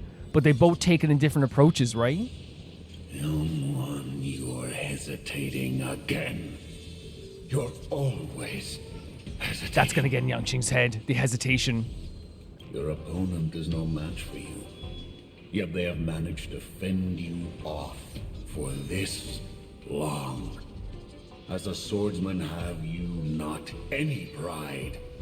Do you want to repeat the disaster you suffered at Dragonprayer Terrace? No. Again, you learn from every defeat. You learn from, and it was barely even a defeat. You know what I mean? If I'm fighting Blade and Imbiber Lune, I'm not seeing it as a defeat. It's time to finish it. Only blood can cleanse the shame of the sword. Stop. Again, that's such a horrible way of looking at it, right? Only killing something else. I lost the first time. Only winning the next time will make that last loss. No, if you lost the fight, you lost the fight. He won't do Oh my god, Genuine! General. This is your dad. Young one, your old teacher. No, don't see it that way. Under his tutelage, you never experienced true failure. But after suffering your first major setback, your confidence in your swordsmanship has been... Yanqing, it's so hard to see, like, the forest from the trees, right? It's so hard, because, like, I wish I could, like, you know, put my hand on his shoulders and be like, look what you did in the battle. You shocked Blade. In the battle against Blade, for a split second there. Again, Blade is incredible. Blade is immortal. Blade has been doing sword fighting for years and years. And for you to make Blade go, what was that? You know what I mean? I'm sorry. You should be more than proud. More than proud. But he doesn't see it that way. You worry that the general is disappointed. No! You worry that you don't have what it takes to be the person the general wants you to be. That's so painful. So it's also double with the fact of feeling that you're letting your trainer down. Now, show him what I have taught you. He'll be very proud of your progress. Tell him that with your sword, you will bring victory to the sea. I'm trying to manipulate his mind as well, being like, you'll be so proud. Oh, the general's like, no, don't do anything. This is incredible. With my sword. Yanqing would never draw his sword on me to prove himself. I have confidence. Oh my god. This confidence is not a belief that he will win every contest. It is a belief that he will one day break free from the Holy paradigm hell. of victory and defeat and realize his true reason for wielding the sword. The pleasure of swordsmanship, the saving of life, and the dispatchment of enemies. I love this man so freaking much. It is the belief that one day he will break free from the paradigm of victory and defeat.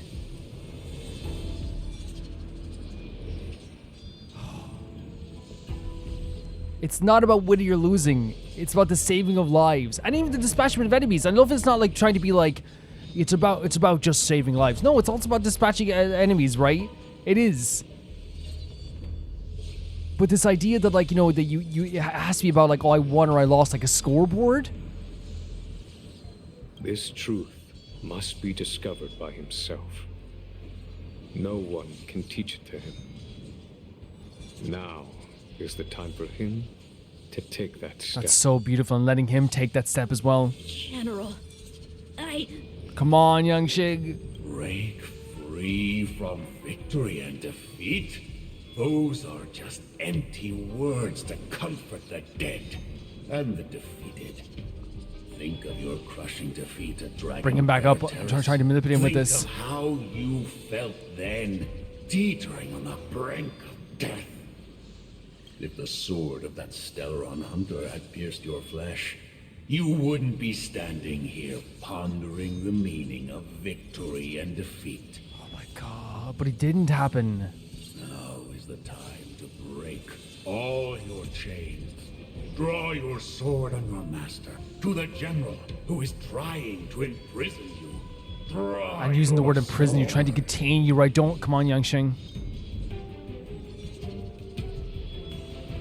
General, allow me to demonstrate my swordsmanship. I hereby challenge you. I have faith in Yanqing. The smile. Apyra, I challenge these swords to battle. Oh my god! Oh my god, he took a deep breath. He looked right in the general's eyes. He saw his smile, turned around and said, Apyra, I challenge you So sick. Young. So sick. Ooh, how disappointing. Your accomplishments would have been limitless. But you've been led astray by empty idealism. Be quiet. This is Yanqing's moment. What a moment. None of that matters anymore. While teaching you, I studied your every move inside out. Use the Jingliu move against them.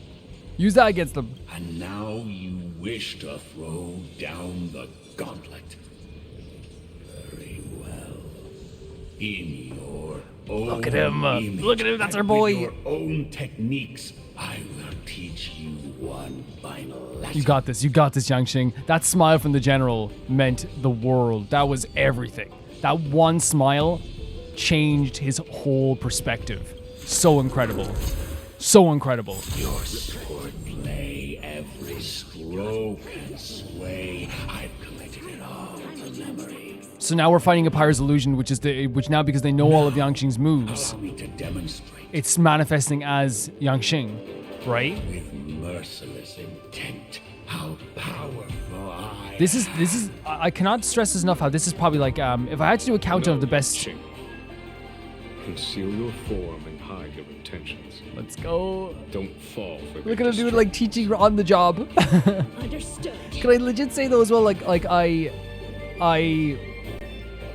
think this is like a top 5 moment in the game. Like so incredible and paying off the story. Not paying off because there's still more to Yanqing's story, of course, but like making it so like important in this moment as well. Like yeah, Yanqing's story. Lend me your strength. The punches decide. Don't get cocky.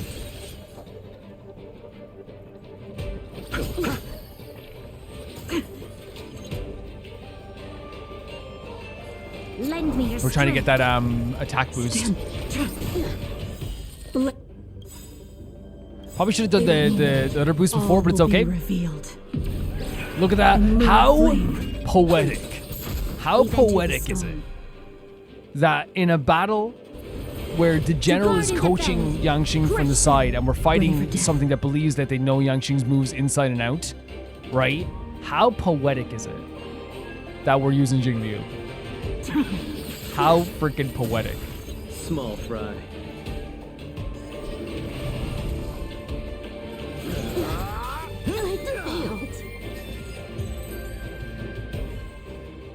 Look at this. Look at these characters. Are you kidding me? One hit, one stroke of luck, one victory. I adore this kid. I adore this kid so much. Impressive. I am bested. Ew, it's about time we got this guy. Sushang, you were amazing as well, by the way. You were absolutely fantastic. What a freaking mission. Are you kidding me? What a mission.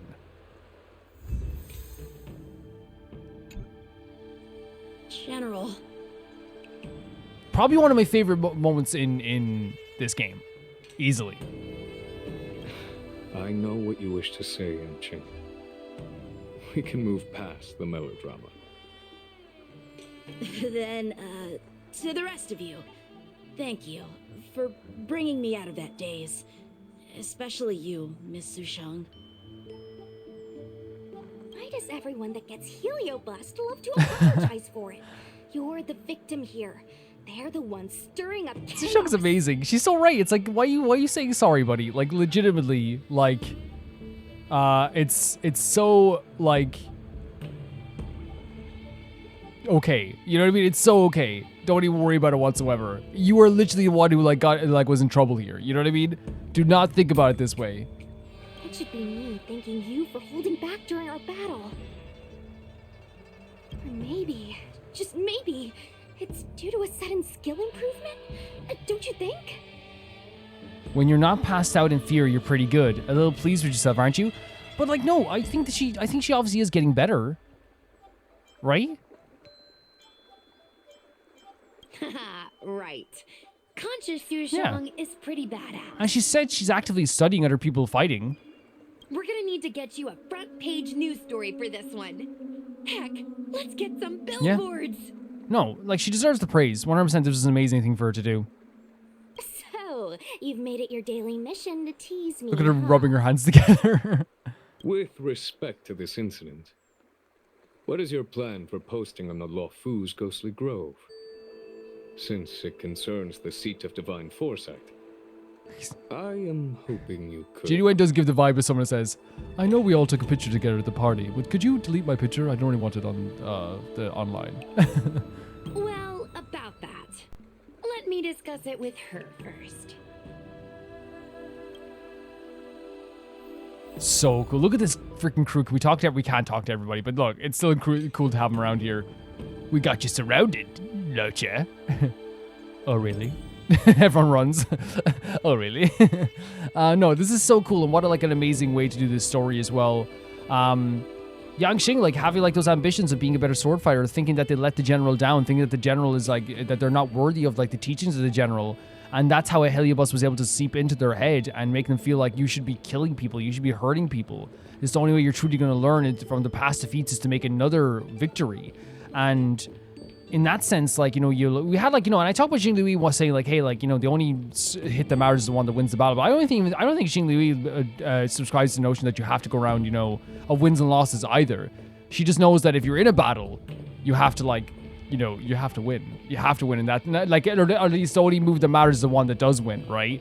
But I think that, like, you know, even she wouldn't say that, like, you know, even though she technically didn't beat, I wouldn't say beat Yanqing. I would say she, like, showed Yanqing her power and Yanqing withstood it.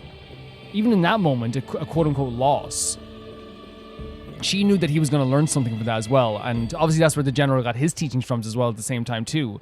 But that seeped into the Yanqing's mind, and the general was basically like come from their perspective where it's like, hey, like, wins and losses don't actually freaking matter. It's about saving people's lives and defeating enemies, or dispatching of like enemies. I know that can sound kind of confusing where it's like, okay, if it's not about winning or losing, then isn't dispatching an enemy winning? But it's not the thought process of like, I won. It's I did this for a reason, right? It's like, I defeated this enemy because I saved someone's life. I defeated this enemy because they were doing something bad. Not because like, oh, score one for me, you know, which is exactly not the thought process that the general wanted Yanqing to go into. And in this moment as well, you saw that he was like, you know, so unhappy with himself, the general, that he led Yanqing to even like, or led Yanqing thought this way. And then he was so proud of Yanqing. You saw that smile that Yanqing was like, understood in that moment, I'm not a letdown to my general. I'm not a letdown to my teacher at all. I have to realize their teachings and realize what they're telling me. I will have many more losses and many more victories as time goes on. And that smile encompassed everything that you could ever ask for. When Yanqing stepped up to the general and the general smiled, he knew that Yanqing wasn't going to fight him. And he knew in that moment, and then Yanqing knew, this guy's proud of me. I don't need to worry about my doubts in this sense, you know? And they're still going to have doubts about themselves, but I still think it's like, you know, a beautiful moment. Let's go. So, hottest scoops. Showbiz chaos. Lead actor mysteriously missing from set. The reason will shock you. Maybe breaking news. You won't believe this fiction becomes real life. Artisan Commission unveils a new tech that will change Cloud Knights forever. Let's go with this. Why not? Is everyone okay with this? Thanks for covering for me. I'm so embarrassed. No, it's okay. Don't worry about it. All's well that ends well. We should hurry back and lock up Pyra in the evil binding matrix. They're a dangerous one. I'm afraid they might escape. Well then, Yanqing and I will take our leave now. All right, let's get out of here. No, an amazing story. I can only just say that this is like one of my favorite parts of the game so far already. Like, shockingly so. Like, I'm just like so stunned by what they did here. And like, I feel like it's just like, because it's a build-up of like all these stories. It's one of those things where it's respect for your stories as well. And we saw the same, and you could say the same thing about like the parts with like Bailu, for example, right? Or the parts with Fu Xuan. And like, these are all like a knowledge of their characters and building up their characters and like, and calling back to situations from beforehand. The fact that like in this event here, we had like a short like story, short film type thing where it called back to the moment of the fight with Blade from Yanqing, the moments with Jing Liu, the self-doubt, the fact that he didn't forget about this, it means that I'm in great hands when it comes to, you know, the telling of a story going forward. Expel evil, capture spirits. Turn on vision spear for you shield the Helibush with Luro Gourd. Ew, that was a big risk. She was amazing. She was absolutely amazing. Actually, I'm well aware of my own limits. If it weren't for Yanqing resisting that heliobus, maybe I wouldn't have been able to hold on until you brought reinforcements. Which makes sense. Like, I understand what they're coming from as well. It's like we're not going to sit here and pretend that, like, you know, most people could withstand a fight with a heliobus-driven Yanqing, you know? Why did it take 3 people to get reinforcements? Come to think of it, we only needed 1 person to fetch reinforcements. Why didn't we get her to stay behind with you? And why didn't you I think she probably just wanted to, like, face them head on. It's kind of embarrassing, but Okay. I was caught up in the moment. I guess I never thought it through. That's that's totally cool. Don't worry about it. Sometimes I wonder whether your head's screwed on right. We need to take you to the Alchemy Commission for a checkup. Maybe, but my actions kept everyone safe, and that's what Yeah, matters. 100%. You should be Miss praised. Huohuo needed someone to look out for her, and little Gui is just a civilian. You shouldn't be putting yourself in risky situations. As for her, she's a distinguished guest of the seat of divine foresight. If anything were to happen to her, it could turn into a diplomatic crisis. This is actually like the way Sushang is describing this, you know? Someone to look out for Huohuo. Gui is just a civilian. You shouldn't put yourself in risky situations. Stell, she's a guest of the seat of divine foresight. Like, she's just an amazing Cloud Knight. Like, she really is. After weighing You know? things up in my head, it made the most sense for only me to stay Let's go, put. Sushang. You're awesome. If I still had my tail, I wouldn't be slowing everyone You've down. you've literally moved things forward so many times now. Sorry, Huohuo. I didn't think it through. You were Never. never a burden. It was just a split moment thing where it's like Sushang's thinking, I need to make sure everyone's safe. It's not your fault, Miss Sushang. It's just... I've been wondering... How long can someone average like me keep up with the affairs of the Ten Lords Commission without my tail? You've proven that you're pretty capable of, like, in the, of your job, I think. But obviously, there's still the self-doubt. Forget it. We should get some rest. There could be even bigger dangers waiting for us tomorrow.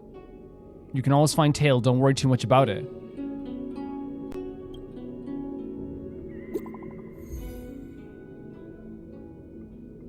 I'm exhausted. You were incredible, Miss Sushang. I feel like that boy Yanqing didn't use his full strength at all. He was definitely trying to hold back a little bit, right? Probably intentionally so in a way to not hurt anyone. It's kind of like a willpower that can only be cultivated after experiencing countless battles. Interesting. So it's like knowing your limits in a battle. I don't understand you martial arts guys. I'm so tired, little Gui. Maybe you should talk about account-related stuff. We got lots of different gifts sent by fans. Yay, yay. Yay. I'll go along with it, 100%. Where's your yay, Sushang? Sushang? Where's your yay? Sushang is exhausted and probably asleep by now, I see. Then it's the 3 of us celebrating our success. Yeah, let's celebrate. Ta-da! Ah, the link for the checking the account.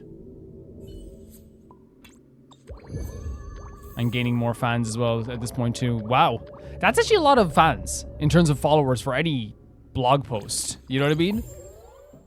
So the next phase target is 400,000 fans.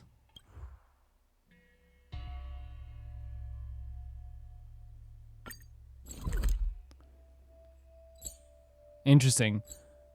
Because I think, again, you have to do the other, you do have to do the other missions to do the other quests, the Ghost Hunting Squad stuff.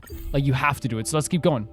Yeah, I thought that was absolutely incredible. That's honestly one of the best missions I've seen them do. Which is, like, saying a lot because, like, they do such amazing, like, impactful, emotional stories here. And I think it's just because of the way that this all carried out. We talked about it there as well, like, you know, that the relationship between the General and Yanqing. The idea of, like, you know, what is a good... you know, a good, what would you call a good, sorry there, like a good master, right? And I think like that's from the perspective of like, you know, someone who like is, you know, like from Yanqing's perspective, he knows the general is fantastic, but he feels like he let him down. From the general's perspective, he knows Yanqing's fantastic, but he feels like he let him down as well. And I feel like that perfect meeting of them together to show each other that it wasn't just like each other letting them down, and there was just like this thing where it's like, you are amazing, and no, you're amazing. I'm worried I let you down. I'm worried I let you down. I obviously didn't say it that way, but there was like a shared moment between the two of them where it's like, no, you don't have to worry about this wins and losses stuff. You don't have to doubt yourself. They both were feeling at the same time that they kind of let each other down. And that's such like a sad thing, but it happens in life a lot of times, you know, it does. It does happen a lot. What do we do? What's this?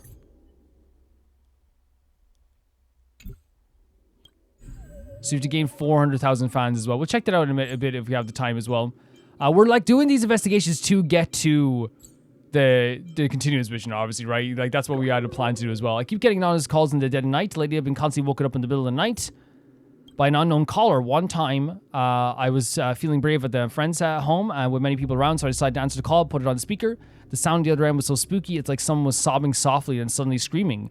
What's even more terrifying is the caller repeatedly whispered that they wanted to meet in person. Initially, I thought it might be a prank by my friends. However, it has continued for so long. I even checked my Jade Abacus, and it indicated that the caller's information is not visible. Could it be that the thing is a ghost trying to contact me? I'm not sure, but we can definitely do this assignment.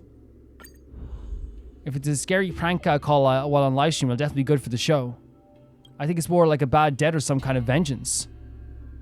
Oh, what do you think? I'm worried that the Heliobi are up to no good because the details in the post are true, especially the part about the deliberately choosing to call in the middle of the night. As far as I know, some Heliobi can really be crafty and deliberately choose to ambush victims when they're completely off guard. Sounds pretty dangerous, but can Heliobi use Jade Abakai or phones? Heliobi can't use Jade Abakai directly unless they take possession of a victim. Darn it. Better go take a look. Best to get to the bottom of it. I think there might be more than one victim here. Let's split up. We'll meet up with the threads OP. Haha, you can investigate the source of the scary call. Okay, I'll go to the Realm Key Commission and ask around. Yeah, the missions are very cool here, and they do add a lot to this as well. It's one of those things where, like, you know, it's just like you... like, last week, I did not expect to have to do these missions. But it's one of those things where it's like, I'm not, like, going to be upset about that stuff ever, you know what I mean? Or be like, oh, like... oh, it's extending the mission, but it's just like, okay, like, I'm getting to play more cool missions. That's the way I'll look at it, you know? As soon as, like, I feel like when you're doing Let's Plays or playthroughs of games... and if you ever want to do playthroughs of games, I think the worst thing that could ever happen is like get into the mindset of like, oh man, more of this. I don't. It's okay to think that pacing is bad. I'm not saying that, by the way, because I don't think the pacing is bad with this. I think it's just a lot of it. But like, for me, it's like as soon as like if I last week was like I had the mentality of just like, I don't have time for this. Oh my god, you know what I mean? All of a sudden this becomes a chore, and you never want that. You never want that. So instantly when that mission came up, I like paused and I was like, okay, this looks like it's gonna be a lot longer than it is. 3 parts, you know? And instantly my mind goes to like, okay, 3 parts, that's fine. It's a 3-part mission. It's much easier than being like, oh god, this is so long, you know? Which again, if someone feels that way, I'm not gonna ever feel bad about that, or never gonna like diminish their feelings, I should say. But like for me personally, I feel like it's always the best mindset. It's the same thing with like Roma Reacts. Like whenever I get like, you know, so many videos to the point that it's like, oh my god, this is a lot of videos. And we got like this week, we got like a lot of like long videos, you know? And it's like, yeah, that's what the limit is. That's what the time is. And instead of thinking like, that's a lot, it's easier to go, people send me videos because they want to hear my thoughts on it. And there it is, you know? Sometimes it's about the mindset, you know? Sometimes it's about all that stuff. I knew it was you. You're that streamer. Are you, you straight as? Trying to say something? You can just call me, a you, though. Mr. You, can you please tell us what's going on? Late every night, my Jade Abacus has been getting anonymous calls. I bravely answer them, and the person tells me I have to meet them as they have something they want to tell me. When they call back later, the voice grows really weird, as though it was a human asking me why I haven't yet come, or suddenly bawling out of misery to the point that I'm almost carried off. Have you offended anyone? Of course not. I never really go out. How would I make any enemies? I planned on going, but there was nobody to harbor, and I got this feeling which made my hair stand up on end, so I didn't venture out. But I can't control my cursed curiosity, and so I want to ask you to help me go and keep this appointment. I'll send you the coordinates. Please help me meet the guy for me, please. Sure, let's go. 100%. Where are we going here? Down here? Perfect. Absolutely perfect. Yeah, no, the Yanqing stuff as well. We're going to talk about more at the end, but we talk about it at length anyway. But it's legitimately one of my favorite things they've done in this game. What a way to call back to these characters too. Leave me alone. I'm getting this. I got the job to do. Oh. Have you arrived yet? I just arrived, still searching. We just got to the dock. Hang on, I just got a call back and I got through. The location is now at the place that used to be a passenger terminal, but it's been empty since the starship was changed. Something feels off. Anyway, you got to be careful. You stay safe too, you. Everyone's so pleasant in our group as well, aren't they? So the location has changed again?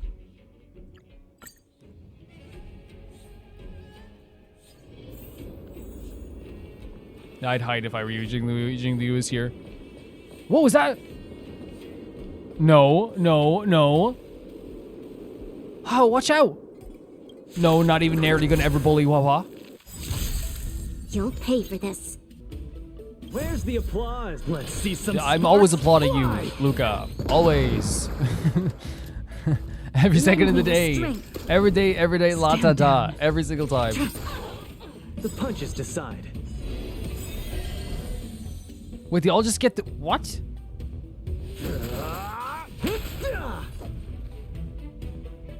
Receive divinity. I'm restoring just because it gives us this ability really fast. This ability You'll really pay fast. for this. Lend me your strength. Tedious. And why not? Let's do our big move. All will be revealed in lunar flame. Overkill, but it's fun. Oh, what are you doing here? Oh, shouldn't we split up? I just got back from the Realm Commission where the clerk helped me retrieve the call logs from my Jade Abacus. The data shows the source of the call was here. I'm very sorry, but Tail isn't here. I've made the trouble forever. Do not worry, but oh my god. You think you're more trouble than you think you are. Than you actually are. Legitimately, like, it's such a joy to have you around.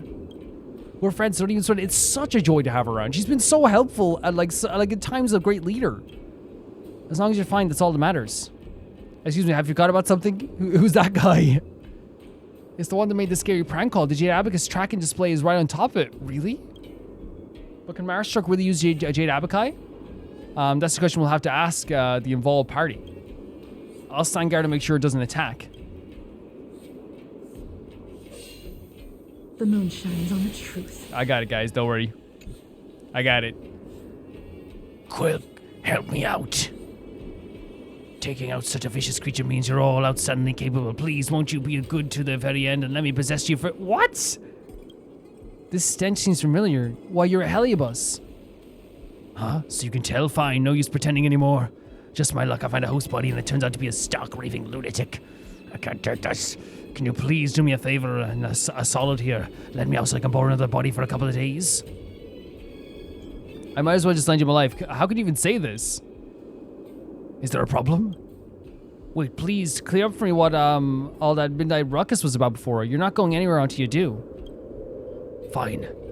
Didn't I already tell you? Besides, there's absolutely no way I can escape now. I wasn't the one who did all the violent stuff. She's incredibly insane to be outside my control. Wait, so the body you possessed was already mad.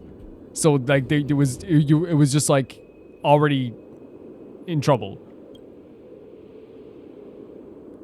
As for that midnight ruckus that was when I'd finally managed to wrest back control. Well, she had a Jade Abacus on her with an emergency contacting her, so I kept trying to call them. I don't need to tell you what happened next. Alright, I finished explaining everything to you. Now, are you going to help me out or not? I've got a way to help you out, but I can't let you borrow me. You'll have to go to prison and wait for a while. That's great! That's great! Everything's going to be great, so as long as I get out of this meat suit, I'm not stuck together with this maniac. That's crazy. A Heliobus is so terrified of how crazy their possessed person is that they want to be in prison. That is insane! Right? Like, what a different take on this as well. That's the best I can do. I can't get out of this body no matter what I try, so they can't get out. There's this thought stuck in this girl's head. She doesn't let it go no matter what, and it's binding us together tightly. The Marastruck's lingering obsession? Could it be their emergency contact? Ah. That wasn't me just then. I hope it didn't scare you. Just then I managed to read the last remaining thoughts stuck in this girl's head. Oh boy. I know what she wants now. She wants to see the emergency contact in her Jade Abacus one last time and say a final goodbye. Oh, that's pretty sad. Say goodbye to a friend? But that's not that's not to mention whether or not her friend wants to meet up with her Marastruck. She doesn't want to see her friend to see her like this, right? And that's the thing. He didn't just like possess someone who was crazy or someone who had like a mental problem. He possessed someone who was Marastruck and probably wasn't expecting to have these like this crazy experience. This problem is easy to take care of. If you just let me out of the body, I'll definitely help grant her wish. We'll let her rest in peace. Holy hell, man. This is, like, the Marastruck stuff always like very much depresses me in a lot of ways because it is like a thing where tedious. Eternal sleep. Like the dead return. Just a very ordinary person who has like very ordinary ambitions is taken in by like the Marastruck. We've seen what happened before. We saw what happened to like Don Shu even. Like this is it can be someone who is like your next door neighbor who is just a very normal individual, never does anything out of place, but they get more like disenfranchised with who they are and what the world is like over time. It's such like a crazy thing, and it's very sad to think about sometimes for me, honestly. And obviously, I want to make that clear. Like, if you're like, if you're someone who's like, disheartened by the world, it literally can like seem so appealing, especially disheartened with yourself, like your position in life. It can seem so appealing. Like, oh, I could be like immortal. I could be Marastruck, and obviously, at least this trap me inside her like that, stuff like that. What an incredibly powerful obsession. I'll grant her a final wish out of respect for such a formidable power. Let's go see who she's so infatuated with. Don't worry, I'll just change into her appearance first. We know that they can do this, right, from the previous Heliabai. Good, that's how I remember it. Watch your phrasing and don't blow your cover. Don't worry. Come on, let's get moving. Yeah, it's always very upsetting to think about the Marastruck stuff because again, it's not like there's a lot of things in this world that are just in this Honkai world that are just like, it's like when you think, it's like at first you're like, I have to defeat this Marastruck, and then you think about it for a bit and you're like, oh yeah, it's tough. It's super tough. I'm about to go back right now. It's you. After all these years, you're finally thinking of coming back? Like, even now, it's like what they have to go through, losing their family members, losing themselves.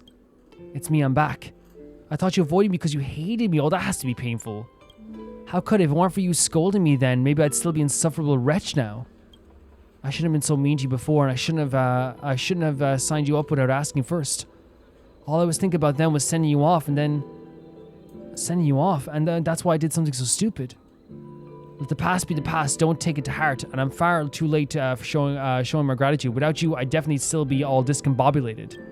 I'm sorry about that call. My Jade Abacus got broken and everything was so static. Good thing I'm seeing you now. Then it's getting late. You should go home. It's no good hanging around outside when it's this late. But how long were you chatting for? So what about you? Don't you want to go home and take a look around? No, I've gotten something important on with the Tenlord Commission. I have to come tell you I'm safe. And I should probably go back now. Always take extra care when you leave the house.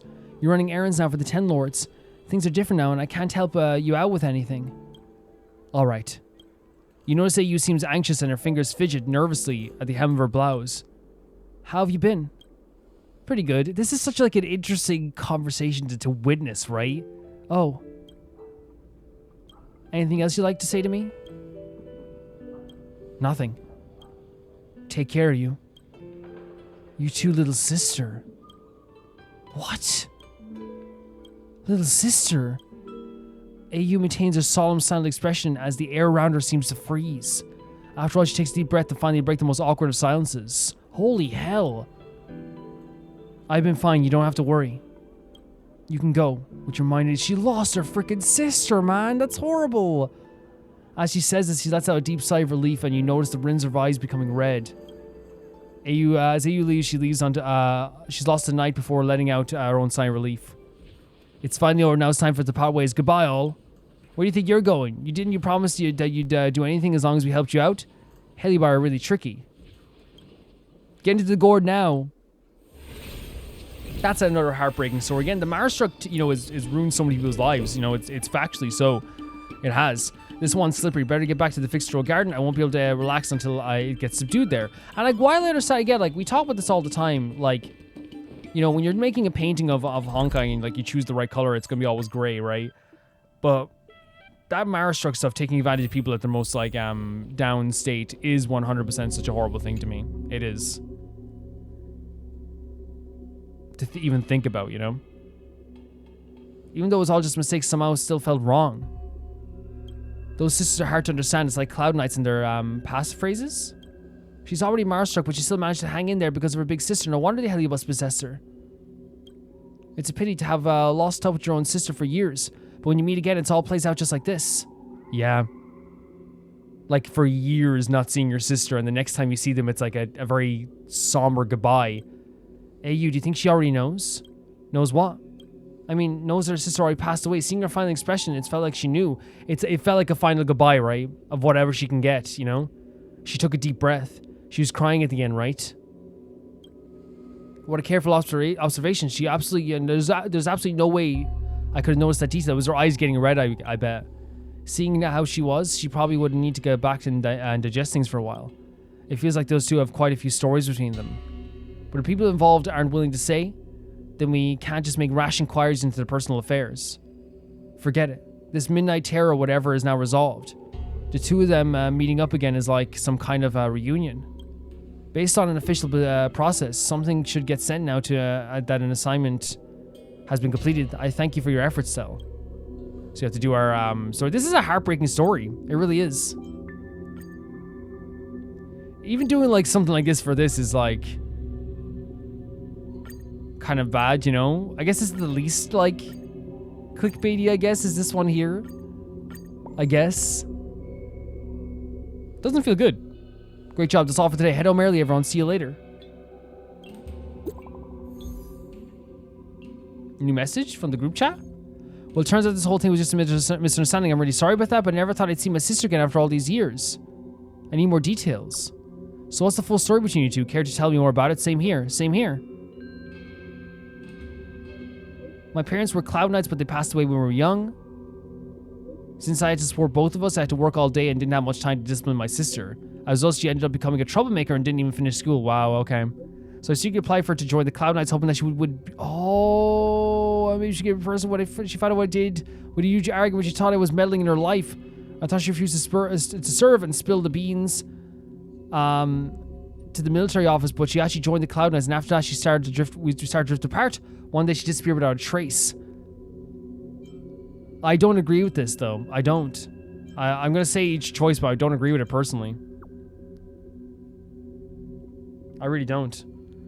I always thought she didn't want to see me because she resented me for enlisting in the Cloud Knights, but when I saw her today, she told me she got transferred to the Ten Lords Commission, and didn't have a chance to contact and explain everything. Now that I see she's doing well, I can finally breathe a sigh of relief. As long as she doesn't regret it, I'm okay with it. Anyway, it was a misunderstanding from the start. Sorry for dragging you into the family drama. Go for it, little Gwei. I'm supporting you. All these little stickers here as well.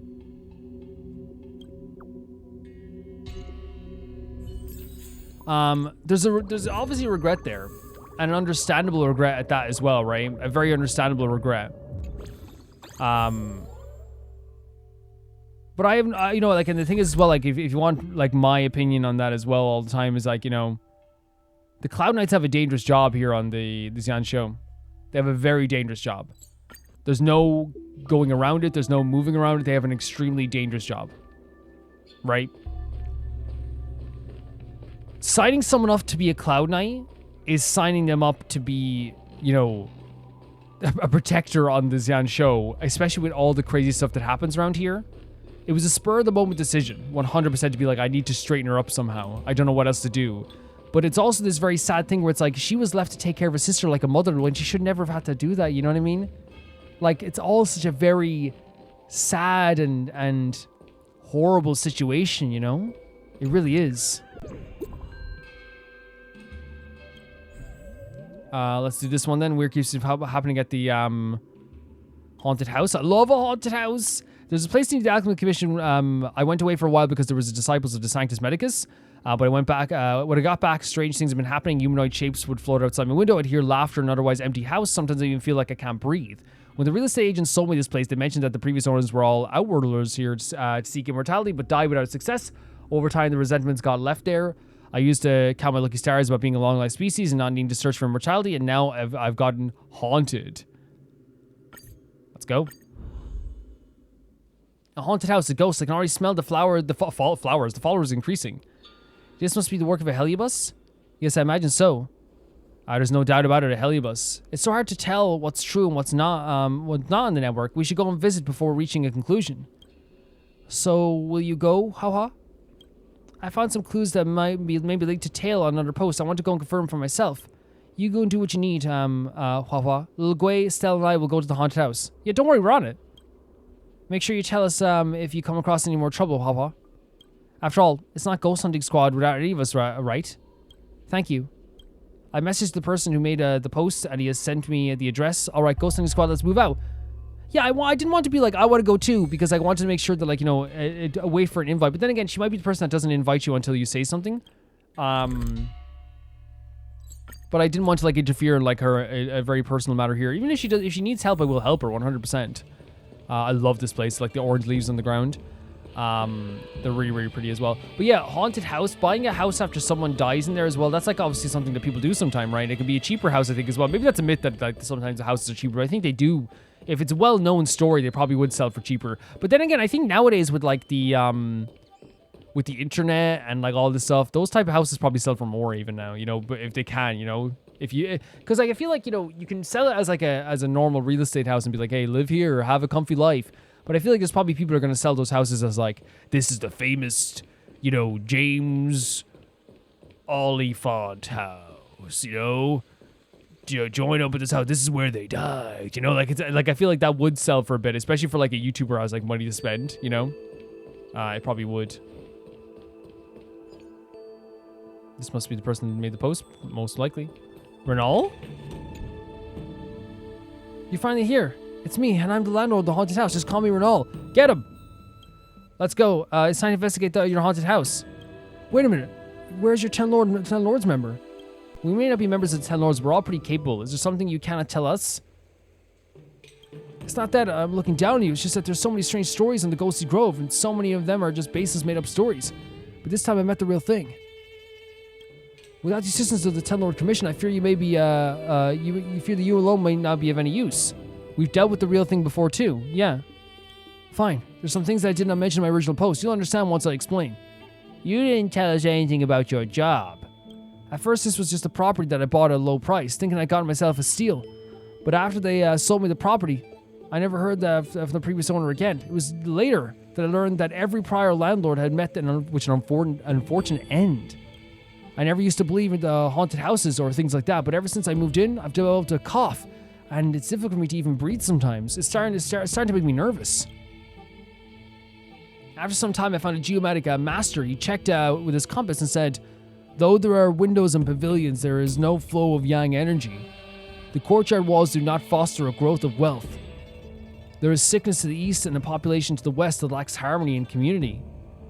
Their 4 directions are not favorable, and the 5 elements clash. What? What's more is this house has a long history, and all residents have met with ruin. Spirit fairs are frequently called, and yet the spirits of the aggrieved dead linger. My advice, move out within 3 days, or you will fall gravely ill, and tragedy will befall you. Are you sure this geomagic master isn't just a con man? Once you're inside, you'll know that the master was telling the truth. We're going inside? Even though I don't want this busted house anymore, it's still a personal asset. I'd like to sell it no matter the price. If you're going to investigate the haunted house, there's something I'd like to ask you. I knew it. What is it? Why do you investigate the haunted house? Because you help me find the deed. I won't be able to sell it without. You can do that afterwards. It's fine. If you do that, then I'll allow you to visit the haunted house. What do you think? We could probably help you with your haunted house problem, and then you could do your job and find the deed. Easy enough. Leave it to us. I really don't know where this baffling self-confidence of yours come from. I love it. I understand they're just asking for help, by the way. I understand that. But it's like, hey, like, we're going to help you with the haunted issue, right? If it is a Heliobus. And now we also have to find the deed. The haunted house. I hope the paper talisman and Huohuo give us works. Why? I don't get this sometimes. That's like this is such a nitpick. It doesn't even matter. I want to make it clear. I'm gonna put my hand up into the world now, and on my other hand in my heart, and say this critique doesn't matter. Sometimes like I'll be doing this, and it's still like, hey, now it talks to Gwen. I guess we had just to wait a second. Okay, redacted my critique. It's over. I look stupid. Well, shall we head on over? Let's head off. I'm ready. Let's go. Oh, it's like a maze. Yeah, labyrinth. Isn't this the place exactly the same as the Helios labyrinth that we encountered before? It's so creepy. There's limited resources on these Yanqing Luofu. I just had to piece things together with a blueprint of the similar house. That must be the haunted house up ahead. So we're going to stay here tonight? Good night. Oh my god. Wait, I'm not stupid enough to spend the night in a haunted house. Either way, we need to find the deed and investigate the truth behind this Helios while we're at it. 2 birds, 1 stone. Then we'll put up a haunted house investigation post and rake in the followers. You make it sound so easy. I'm a little concerned. Come to think of it, don't you think that advertisement board over there is a little out of place? See what we can find out. No time to waste. Let's go on. Let's go now. I personally, as I said before, like the haunted house stuff, as long as it's respectful. Oh, it's over here? Oh. As long as it's respectful, like, I don't mind that either. And, like, maybe it's, like, just permission as well, you know. But, like, sometimes it's just, like, you know, if you're investigating a place where, like, people... Obviously, they have to investigate it because, like, obviously, like, there's an issue here. But I'm talking about in general when people in life are, like, not even trying to fix anything. And they're just like, man, 3 people died here. And I'm going to make something out of this. It's like, okay, yeah, it can be entertaining to watch for sure, you know. But also something that I would never do personally. An advertising board that looks a lot out of place. No one would know something would have something like this in their house. Investigate closely. Just as you move closer to inspect, the advertising board suddenly flips over, like it comes to life. Kafka! There's a wanted poster for Kafka. Given that some time has passed since the Ambrosial Arbor incident, the Luofu should have already removed the wanted notice for the Cellar Hunters. However, the grassroots level of work can be slow, and you may still see Kafka's wanted poster in the street. We do. We 100% do. However, a wanted poster for Kafka appearing here in the courtyard of an apparent haunted house should be raised some caution among you and your companions due to its unexpected nature. It shouldn't be here. You should probably get closer and take a look. Imagine we saw Kafka now. Touch it. Oh, it's actually a great illustration. Who would have expected this? Your first thought right now is... She is beautiful. This must be a clue about the haunted house. Cooler than you more. What about the water pours for blade? I will tear it down. Let's just say this. Correct, but now is not the time to be saying such things. Crash. A strange colored stone falls down before your eyes. If someone had noticed you looking at the wanted poster. There's no one around. Just where did this come from? As you pick it up and realize that it's probably an important clue. At the moment, you hear a ghastly voice come from behind you like an echo that directly imprints on your brain. Oh no. Save me? It's so dark. I don't want to be trapped here. Please find me. This magnetic stone is the first clue. Bring it. Come and find me. Come and save me. The weakened voice comes to an abrupt halt. Did you hear that? It's a vengeful spirit. I thought only I could hear it. What do you mean by vengeful spirit? That was obviously a Helios, right? Ah, yes. It was all of the clues. It looks like all the clues are hidden in this residence. All we need to do is find the Helios, and all these problems will be solved. This magnetic stone must have some use. Take it for now. So interesting, right? Do you think that the whatever Helios did this chose Kafka? Look at the hands creeping over there as well. Chose Kafka because of our relationship to Kafka. Kafka is basically our, like, you know, our mother, you know, in a lot of ways. I wonder if it is something to do with that as well, where it's like, that's probably it, you know? A door that seals shut requires a key to open. Try using an item. We need to find a key. Okay. A box that's hard to move due to its weight. It's locked. The lock is corroded. And there's a hole the size of a fist on the top size. It looks like there's something metallic inside. Perhaps there's a way to get the item out of the box. If you use your strong magnetic stone, you may be able to remove the item from the box. Try.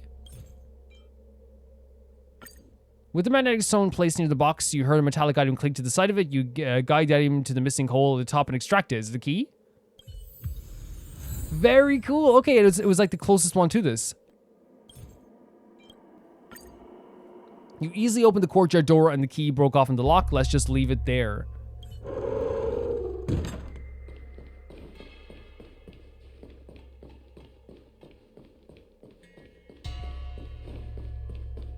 It's more me being silly than anything else. And you watch this right now. Watch me like now not get it the first try this time, because I like everything goes out the window the second time you do anything. An old bell looks like I'm used to call a small animal. Let's take it. It might come in handy later. Old bell. So this time we're probably gonna need another key for this door. Okay, so maybe we'll use the bell for something as well. I discarded a food box. The food inside seems to have been prepared very recently. Remove the food from the inside. You remove all the food items from within and make it into something that looks like a rice ball. Is there a hungry someone in this courtyard of need? So we have food, we have a bell. So what if are we calling an animal to eat some food? Is that what's happening? Possibly. A broken courier package of sealing tape seems very strong.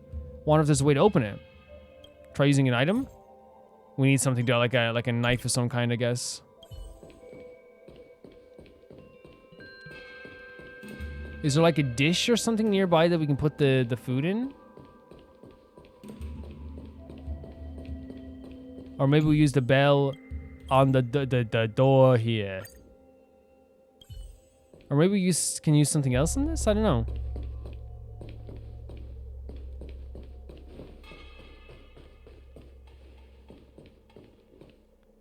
Maybe we should check this stuff? No, the ordinary. A heavy stone. It looks like it's engraved with some kind of script, but it's hard to make out. Maybe if you could use rubbing paper, you could copy a description and read it. Try using an item. We don't have any. Oh, so we will need all this other stuff too. Okay. There is a broken Cloud Knight's Devastator glaive. It's extremely sharp. You should take it in case it comes in handy. Okay, so we do need everything. Very interesting. Okay, so let's check everything. I think that should be it then, right? So we use the knife on this box.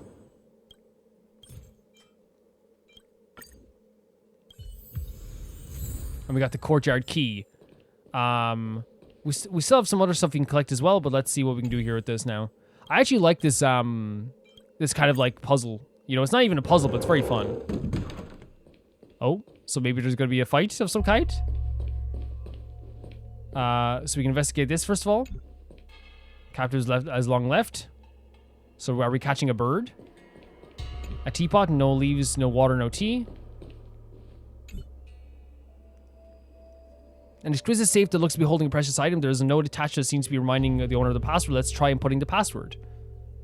The note says the safe password is T and there's no T on the lock, so T must represent the series of digits. You will need to find clues to prove this. Now enter the password. Enter the password. It is 10562. It's on the slab probably, right? So if you find some rubbing paper. A courier package is making a growling sound. The package is out of reach. Maybe you can use something that makes a ringing sound to lure it closer.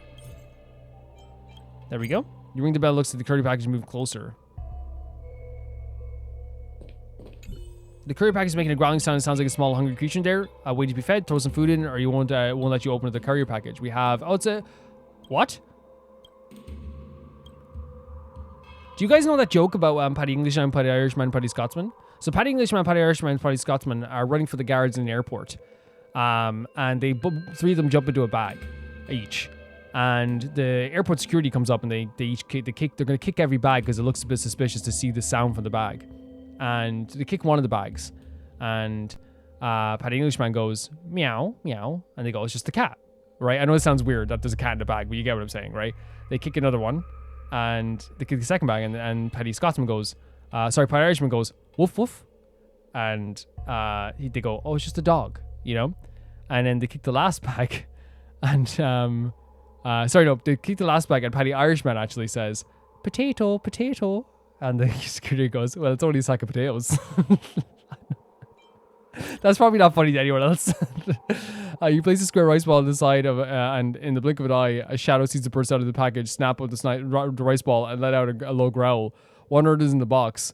It sees like a visible monster crawls out of the box and shuffles along the wall, leaving handprints. Follow it and see. Oh, that's super cool.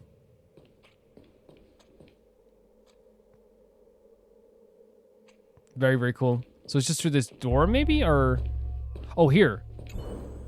There it is. The strange handprints remain... Prints remain. Upon close inspection, there's scrapped rubbing paper around here. So then we go back to the thing from before. If anyone laughed at the joke, please let me know. It's an old Irish joke. It's very funny to me.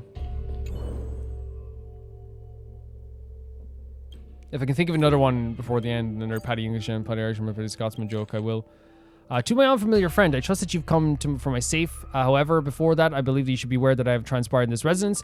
As an outworlder burdened with the gravely ill wife, I invested a considerable sum to acquire this property near the Alchemy Commission. I have resided here for quite some time, and I've encountered numerous and inexplicable phenomena. Whispers seem to emanate from the corners, and unexplicable chill occasionally fills the air, and my furniture would move on its own. These occurrences led me to experience a severe nervous breakdown, succumbing to an overwhelming despair. Just as I nearly listed my home for sale, a real estate agent tormented me too. He inquired, "Is this your haunted house? Is your house haunted?" Haunted property, I guess, won't fetch a high price. Selling it to me at a reduced rate would be your best option. However, I never disclosed the haunted nature of my home to him, so someone was probably playing him up here. If you're perceptive enough, you might have discerned the true reason behind its haunting. I don't do things like other people. Upon discovering the truth, I resolved to seek retribution. I placed the deed inside a safe, refraining from selling to anyone, and letting that agent wander about for the place all eternity. I shall depart from the Xian show for good, ensuring that he never gains possession of this abode. If you're unfamiliar with my friend, wish to unlock the safe, you must solve this puzzle I have left behind. M is 71839. Take a little picture. N is 7193, and V is 183. The combination safe is written on a note affixed to its surface. Perfect. Okay, Renal. So is that guy not Renal outside then? Is that what we're getting at? This is really cool. This is a really cool mission. By the way, Jingnu's design is perfect, by the way. And I love even like her running animation looks so cool with like the greaves and the armor and the dress she has. Looks like we found everything we need. Looks like the clues. So if M is and N is that and V is that. What is T? This is tough, Stel. Why not try drawing them on your hands? M is like this and N is like that. What does that have to do with the number in the 9 square grid?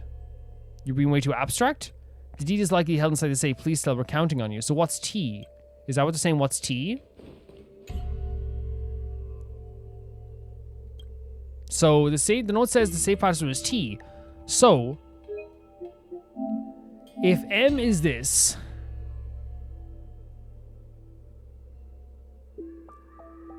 I actually don't know. I thought we'd be able to figure it out maybe. LMNOP. Think about it. V is the member of BTS. N is one of the Hexen circles. So is M. So there's something going on here with the Hexen circle and BTS. And honestly, I'm not surprised. You know? Honestly, I'm not surprised. You can't get that pretty as the members of BTS and honestly, like, not be associated with witches. You know? It just doesn't work like that, honestly. Now to enter the password. So T.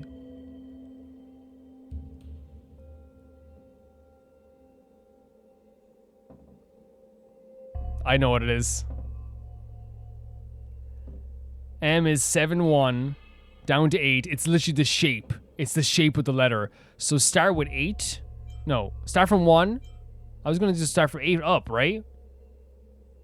No? Enter 1. And then 3. 2.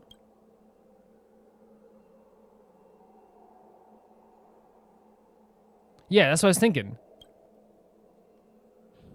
Oh, okay. You successfully opened up the safe and alongside the deed there's something you never expect to see, a heliobus. You finally came. Blasted humans, cursed humans, how dare you do this to me? Oh, well, let's go. We were gonna have a battle. We kind of suspected that with the power up there as well. Lend me your strength. Get some damage on these guys too. Holy hell. It's crazy. Stop, I can be reasonable. Finally, a living person for me to breathe the sweet scent of life. Let me catch my breath first. What's wrong with all of you? You think these kinds of terrifying tricks are funny? You almost scare me to death. Do Helibi get scared? Why should a Helibi get scared? It's dark and creepy there. It's terrifying. Honestly, relatable. We heard from the landlord, Renald, that this place is haunted, so we came to investigate. Renault, the landlord. Wait, you're talking about the Renault? He said his name was Renault. The owner of this house was indeed Renault, and he's a short-life species who died a century ago, so the person who you actually saw was an imposter Renault. That's right, the truth is just that boring. Sorry, that's great fun. I've had enough here. You lot get me in that gourd and get me out of here. Take me somewhere with some life and yang energy. I'm taking you right now.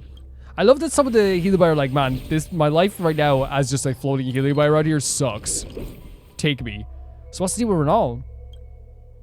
Look at this picture. Isn't it the same as the one on the deed? I saw that by accident. I didn't mean to see that. That is indeed the same person. The name on the deed is Renault, and he was an outworlder. So this was Renault we met before. I think I have an idea. Come on, let's go back to see that landlord. This is such an interesting quest. The family photo? So obviously he was probably like just trying to get the deed, right? That's probably what he's trying to do. The moon shines on the tree. Freeze him, freeze him, freeze him. It's awkward. You're back. Well, did you find my deed? Wait, we're giving it to him? Wait, how about you test you a little bit about who exactly is the owner of the household written in this deed? Is it not for Renault? So you are Renault? Yeah, I told you before I am Renault. Wrong, Renault was a short-life species that passed away a century ago. It says here on the deed, you are not the real Renault. What? You faked the haunting. We found a picture of Renault and his family. Which one of these is you? We also found messages left behind by Renault. His family recorded multiple supernatural incidents they encountered. In the end, these hauntings were forced him to sell this place and move out of here, so he did this to Renault. That's horrible. Just when I thought that no one would know who this outworlder was, you tried to sell off his property, but realizing this haunted house really was haunted, you got scared. So you contacted us on the Ghostly Grove, hoping that the Ten Lords Commission could drive away these ghosts for you. We have all the evidence here. I'm a Cloud Knight. I'll be taking you with me to the Realm Keeping Commission. Curses, curse you! Now the truth behind the haunted houses comes to light. The rest of this Realm Keeping Commission, the rest of the Realm Keeping Commission handle. Honestly, like, it is kind of like a very appropriate outcome with this thing as well. Like, in terms of like where the story was leading to, it like makes sense, honestly. I've already explained the situation to the Realm Keeping Commission. I'm sure they will be able to handle this. Let's go back to the Fixed-Roll Garden. We can put this unfortunate Heliobus in the Suppression Tower. Yeah, like, it just makes perfect sense. Like, everything falls into place about what would happen there. I'm not saying it makes sense that they would want to do this, because you shouldn't do this. But I think it generally is, like, the reasoning behind this was for money, was to get the deed, which, again, is a horrible thing to even think about, that they would think to do this, you know? And to cause so much distress on the family for just monetary gain. I never thought the results of our haunted house investigation would be that it wasn't haunted at all. Although that doesn't stop us from posting an update on Ghostly Grove. Yes, that's the thing. I think in haunted stories on YouTube, finding out that something's not haunted is just as fun. You know? It's just as fun for me. I love this picture. I need this picture legitimately for the room I record in, honestly. Put it over the TV as inspiration, so I know that I have to keep on trucking, you know? Haunted Kafka says, keep going. That's good. Cabin in the Mist. That sounds cool. That sounds very cool. I never thought someone would do something as despicable as faking a haunting to scare someone off and sell their assets for profit. People who generally, like, do this type of stuff don't have, like, that type of conscience. It's like they've blocked out the in their mind. And in real life as well, when they try to, like, you know, take someone's property off them for, like, less than, and, like, you know, try to lie to them about the state of their property so they sell them for less. They don't have a conscience, and they literally, like, you know, they go to sleep at night, like, sleeping so sound. It's so strange. We have a saying in my homeworld, sometimes men's hearts are even darker than demons. Seeing how scared that Heliobus was, I finally truly understood this phrase. Even though we found out the truth behind the haunted house, I feel a little unsatisfied. Well, let's leave it there. I've got things to do. See you later. Like, when I say, like, they don't have a conscience, it's legitimately just, like, that's it. It's like, these people will, like, do this stuff to undermine people and make people feel, and make people, like, you know, it's not just in housing and stuff, because it's also, like, in insurance and all this stuff, too. And the way they will remind themselves that they're doing something right is usually, like, and I'm talking about people that, like, you know, are very horrible to people who are, like, in life, you know what I mean? I'm not talking about, like, good people or anything like that, you know, and I think that makes sense, you know, but sometimes I have to clarify that because, like, you know, it's the internet, and if you say you like pancakes, people ask you why you don't like waffles, you know? But I generally believe that it's like this thing where like a lot of people who do horrible stuff to people like this, they trick themselves into thinking like, oh, I'm a good person. The one answer people say is, if I don't do it, other people will. You know what I mean? Can you imagine that? If I don't do it, someone else will do it. It's better me than someone else. Everyone, something terrible has happened. Huohuo is missing. Well, what? Did she say where she was going to before she left yesterday? No, she didn't. Now I think about it, something's been off with her since yesterday. Oh my god, and like that's such a scary thing, like adding them in, like to get the notification in the chat. That's so scary. Calling out to her in the group chat won't help. We should contact Hanya right away. Let's meet at the usual place. Our ghost hunting squad can't afford to lose any members, or like in general, Huohuo. I've already published a post since you're here. Let's give it a quick once over. I'll be there soon. I'm on my way. Yeah, 100%. That's so scary. Haters Do Not Interact is a very funny name.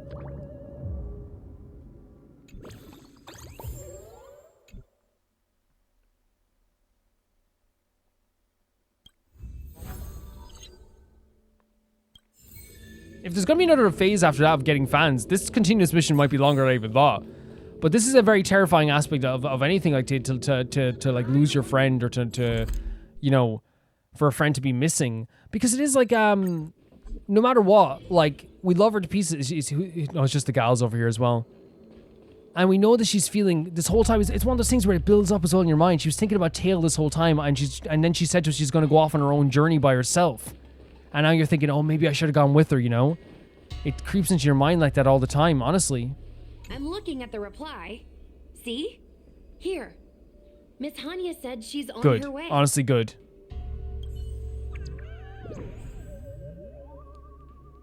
Oh my god. Folks, something eerie has happened during our nightly adventures, and Gwei posted this. The ghost hunting squad is facing its greatest crisis ever. One of our team members has gone missing ever since our ghost hunting missions a few days ago. We've searched everywhere, including her usual haunts, but we can't find any trace of her. If anyone has seen her, please contact little Gwei immediately. We're counting on you. Oh my god. Yeah, let's go. It appears we are all present. The Spiritfarers who were supposed to report to Huohuo mentioned they didn't see her today. It's very worrying. I'll get straight to the point. I have no idea where Huohuo may be. However, if we combine our efforts, we may be able to piece together some clues. Each of you are close to Huohuo. Did you notice anything unusual about her yesterday? She was concerned about Tail. Yeah, the Tail stuff as well. 100%. Yeah, Miss Huohuo has been trying to track down Tail. In addition to helping the squad, that is. Yeah. What if Huohuo came across a lead today? Something that sounded like Tail's doing. Knowing her, she's probably gone And she probably thought, oh, the other people are busy, I don't want to bother them as well. And yet, she didn't come to any of us for help. I wonder if she just legit thought that we were busy. Given the type of person she is, if she did have any clues, she would seek out our help. If she hasn't shared anything with us, it means there is only one She's in trouble? She's been deceived? Perhaps she doesn't trust us? She must be acting... Maybe this? Yeah? Correct. And I think I might know who the culprit Cirrus? is. Yeah. The only one who may have knowledge of Tail's whereabouts is Cirrus, whose plans were foiled due to Yeah, Tail's 100%. Even if Cirrus doesn't know where Tail is, given the shared history, they wouldn't hesitate to cause trouble. Yeah, 100%. You're so right. You're 100% so right. And they love causing this trouble, right? Let's go. We must try to squeeze some answers out of Cirrus. If anyone did hurt, Huohuo, it's the end of them, right? And I stand by that all the time, and it's even though she's like very capable of defending herself and she's very powerful herself, like, I love that gal. She's amazing. She's so adorable and lovely and sweet, and she doesn't deserve anything bad happening to her. Well. Insects who don't know when to quit. I sense you have questions. Go on. And it's serious now because we have Hanya with us now for this moment too, right? Huohuo is missing, and I'm willing to bet you know something about it. How careless. Your companion vanishes right under your noses, and you fail to notice. Why am I the one you're pestering? Even now, it's what makes Cirrus's character so interesting. The fact that they're like, you're the ones that like didn't notice. Why am I the problem? You know? She left without a word. Someone has clearly deceived her. The Ten Lords Commission might not be able to completely eradicate the Heliobi, but we have plenty of ways of dealing with them. What a threat! Ooh, how threatening. And they just laugh at it. Save your breath. I know you're. I love that Hanya's gone into like full on like I will threaten you mode, right? For Huohuo. Let's cut to the chase. I do know something. Well, let us know. I knew it. Believe it or not, while you were distracted, she came and found me. She asked me if I knew where Mr. Teo was, and I simply gave her Oh my gosh, you pushed her in that direction. I gave her a clue is such a sinister way of saying it, right? She searched high and low, but came back empty-handed, of course. If only you could have seen her expression, simultaneously terrified and desperate to know more. Do you see the excitement in Cirrus's voice as they're talking about like Huohuo in this way? You know, like the little chuckle in between, like almost like their laughter's not even able to keep up with their words they're saying, you know? In the end, I became fed up with her constant nagging. I told her that her beloved Teo had splintered you're horrible. and been reduced to an ember without a single memory. You should have seen her face. Absolutely horrible. Yeah, don't 100%. Oh, does it hurt? You'll be pleased to know I didn't drag out the suffering. I told her that her tail was hiding in Cloudford, preparing to flee the Xianzhou on a We need to deal with this guy as soon as possible, by the way, 100%. I also told her that the Ten Lords Commission was in the process of recapturing all the Heliobi. Oh. If she were to turn to you for help, Mr. Teo would be imprisoned. Even if she managed to find him. Looks like she took the playing on her emotions 100%. Lies. You can't possibly know where Teo disappeared. Legitimately playing on her emotions. He knew that she was in a high emotional like state. She was very sad. She was very worried about Teo. Playing into that. Maybe I do, maybe I don't. But I have no doubt about one thing. My friends are ready and waiting. I hate that. Like there's something about that. Like it's the same thing was like when I watch TV shows and they do that. It's like one of like it always makes you feel so icky. The idea of like people like tricking someone and then like doing something like this. It's just so horrible. You should have faith in your friend. Perhaps Huohuo is safe and sound. Perhaps she managed to subdue the Heliobi. If you rush to Cloudford, there's still a chance you might find her. Not good. Let's head to Cloudford. Nah, it feels so. You know what I mean? You get what I'm saying? It feels like so like bad. It makes you feel so bad for Huohuo to be like not only tricked like this, but like it's also like the whole thing of like tricking her into a dangerous situation. The paperwork will have to wait. I'm coming. Thank you, Hanya. It makes you feel angry, right? Upset. It makes you feel terrified for someone. It's such a weird feeling that to have in that moment. It's such like an open space here. This is a place we still. No, are you okay? Oh my god. No. What do we do now? I'll go get help from the alchemy. Like I know she's like alive, of course, but it's just that she looks like. Hold on. Let me take something a look at happened. Hanya carefully examines Huohuo's vital signs. She's unresponsive. It looks like a heliobus Oh has my taken control freaking of her mind. god. Should we try using the chime? This isn't just a heliobus illusion. It's a complete sensory barrier, cutting off the individual from the outside world. In this case, even the harmonic chime won't Absolutely work. crazy. This isn't something the healers at the Alchemy Commission can handle. I'll take Huohuo back to the Ten Lords Commission. Perhaps they'll have an answer. As for now, I'm temporarily suspending the This is a activities terrifying of the ghost situation. hunting It is. Like the fact that you can't even get past this? The situation has changed completely. Without the assistance of a judge, continuing would place all of you in grave danger. Defeating the purpose. I know, but like we want to help out 100%, right? 100%. But Miss Hanya, this is to Exactly. save our friend. A member of the squad. I know. I understand. But please, let the Ten Lords Commission deal with this. We'll find a way to extract this heliobus from Huohuo.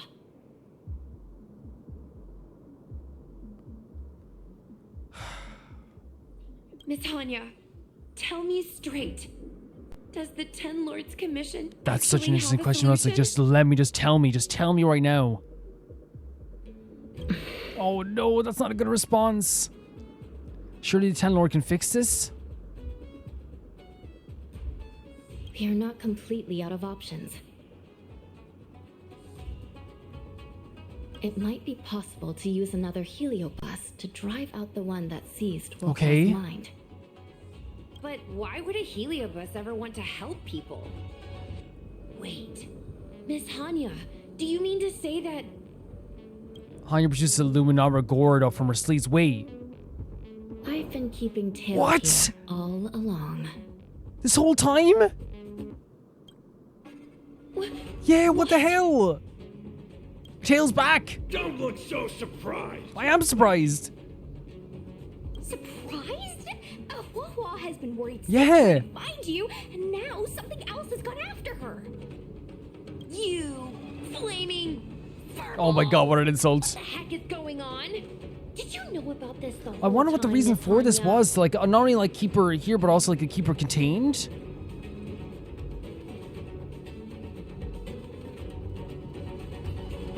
As per our rules, any free-roaming heliobus Right, must be okay. sealed away. I was merely following protocol.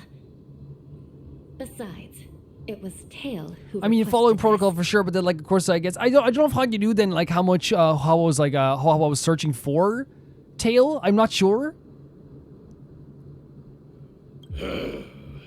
It's a law. I definitely do want to hear about it.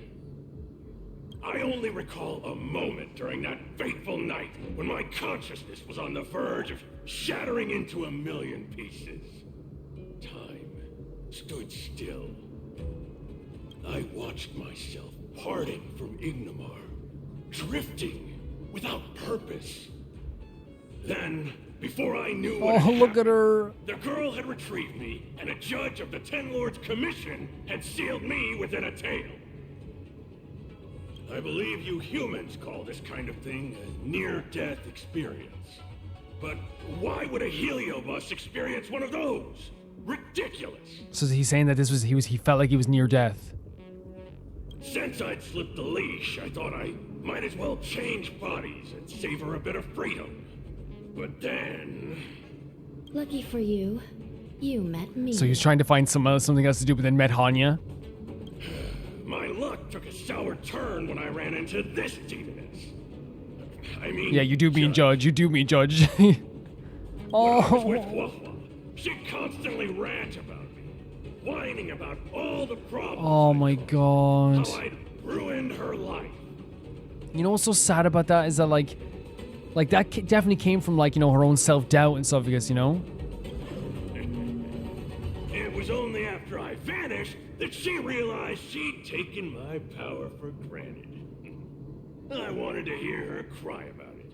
So in a fit of anger, I had this demon... He keeps judge correcting himself. imprison me in the... Yeah, but like I feel like as well, like, you know, Huohuo's like talk about like, oh, if I never have met you, right? I think it's like such a valid like you know, expression to have, like, because it's like there's like a direct line of like all the worries they have and all this fear they have getting trapped inside the labyrinth, all this stuff.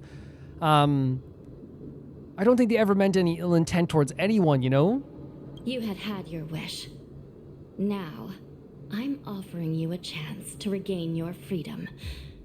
Not by letting you go, but by going back to the way things were. There you go. Do we have You have to go back as the tail. This is such like an interesting story, the way they've done this. You know what I mean? To have like a character who was like technically their tail was possessed by a heliobi. They kind of like got like close, but like not, you know they did get close. But like they obviously like Huohuo's emotions like led her to kind of like, you know, curse getting this possession in some ways, or getting the help of Tail. And now that she's hurt, it's only Tail that can truly save her once again, you know? Come on, Tail, come on. You know you care about her as well. Don't even lie. Don't even try and lie. Can I trust you, Tail? Wow, what a question.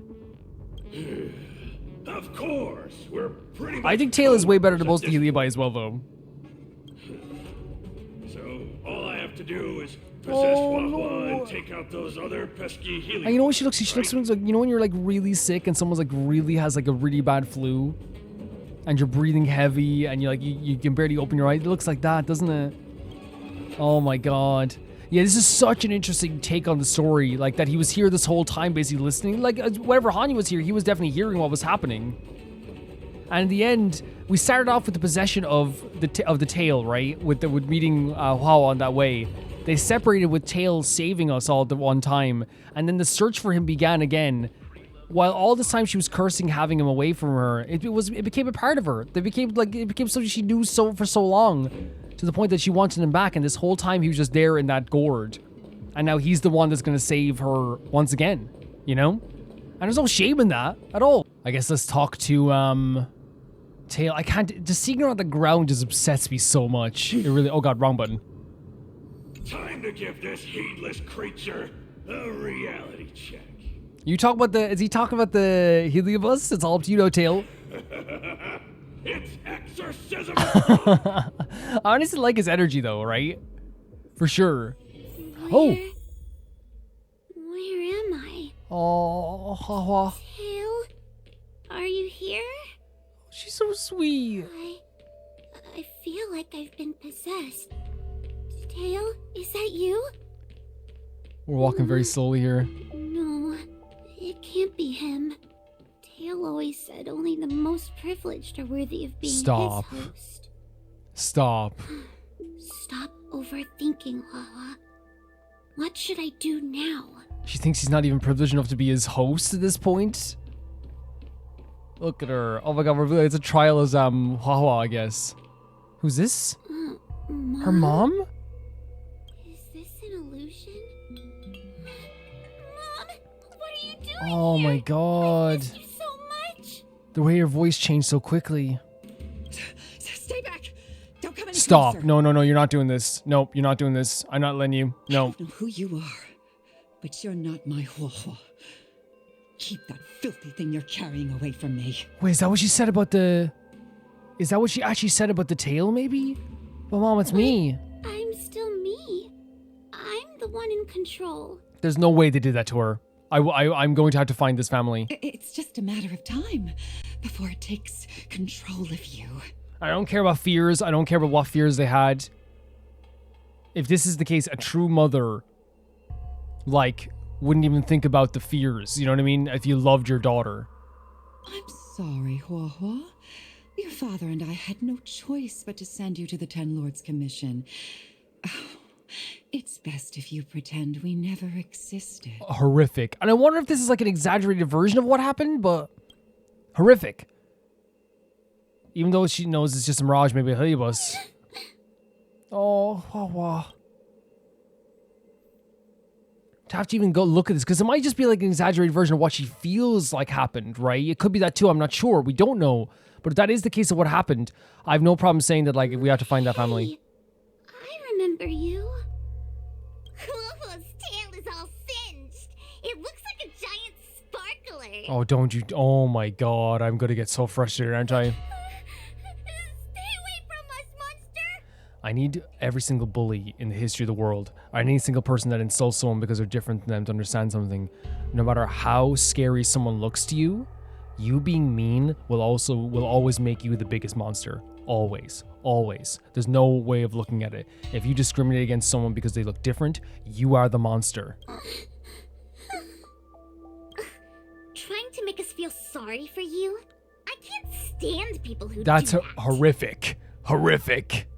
You're all so mean. You're all so mean. Blame that freaking tail of yours. Blame you. No one else has a tail that catches fire. Get lost. Yeah, you're jealous. We shouldn't be talking to a monster anyway. Let's get out of here. Then make sure you don't talk to yourself or your friends here. Make sure.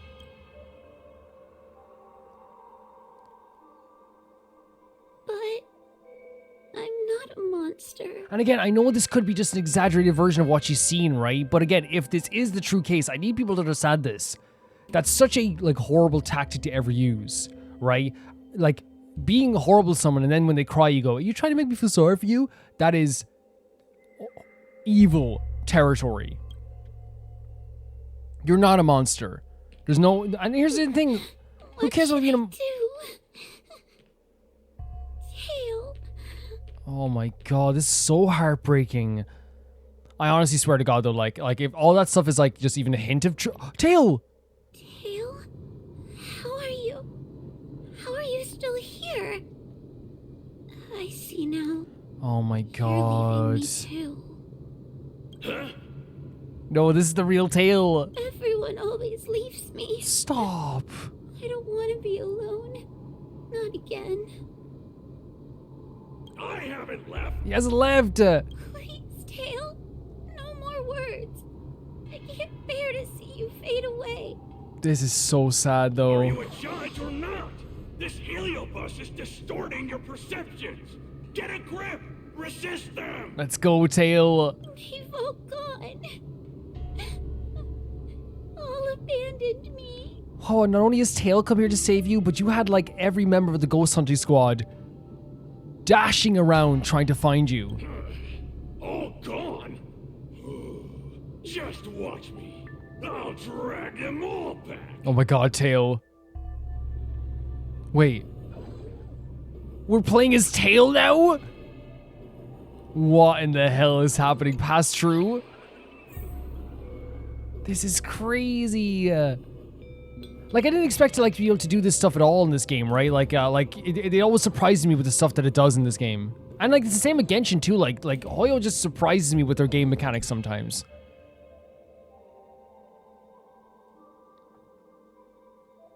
We possess her mother. Let's bring this one back. I know we're playing as her mother. Oh, I'm sorry. It's better that you pretend Mom and Dad are no longer here. How can your own flesh and blood be so heartless? Yeah. These humans. A heliobus looks at you and says you're heartless. The heliobus is more human than you would ever be if you act like this. 100%. Tail takes Huohuo's mother back to her. And now we're going to find those kids. And again, even if there's a hint of truth to how they were acting with is it over here, I guess?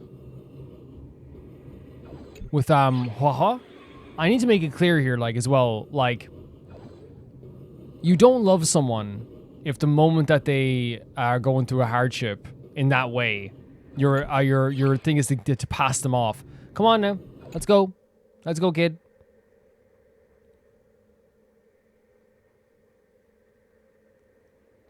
And I want to make it clear as well. It's also a thing where, like, yes, they're kids, right? We need to, like, make that clear as well. They're a kid. Why does Huohuo get so much attention? I'm gonna get everyone to ignore her. I don't care if you were upset that she was getting attention. The behavior of these brats is astounding. Whoever, and I said this in a previous episode as well about the kids in the previous episode that were bullying the kid before as well. The parents. The first thing I would say is, where are the parents? What have they taught you? You know?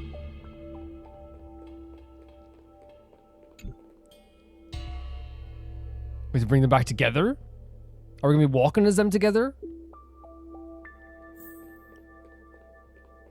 Oh my god, we literally are walking as them together. This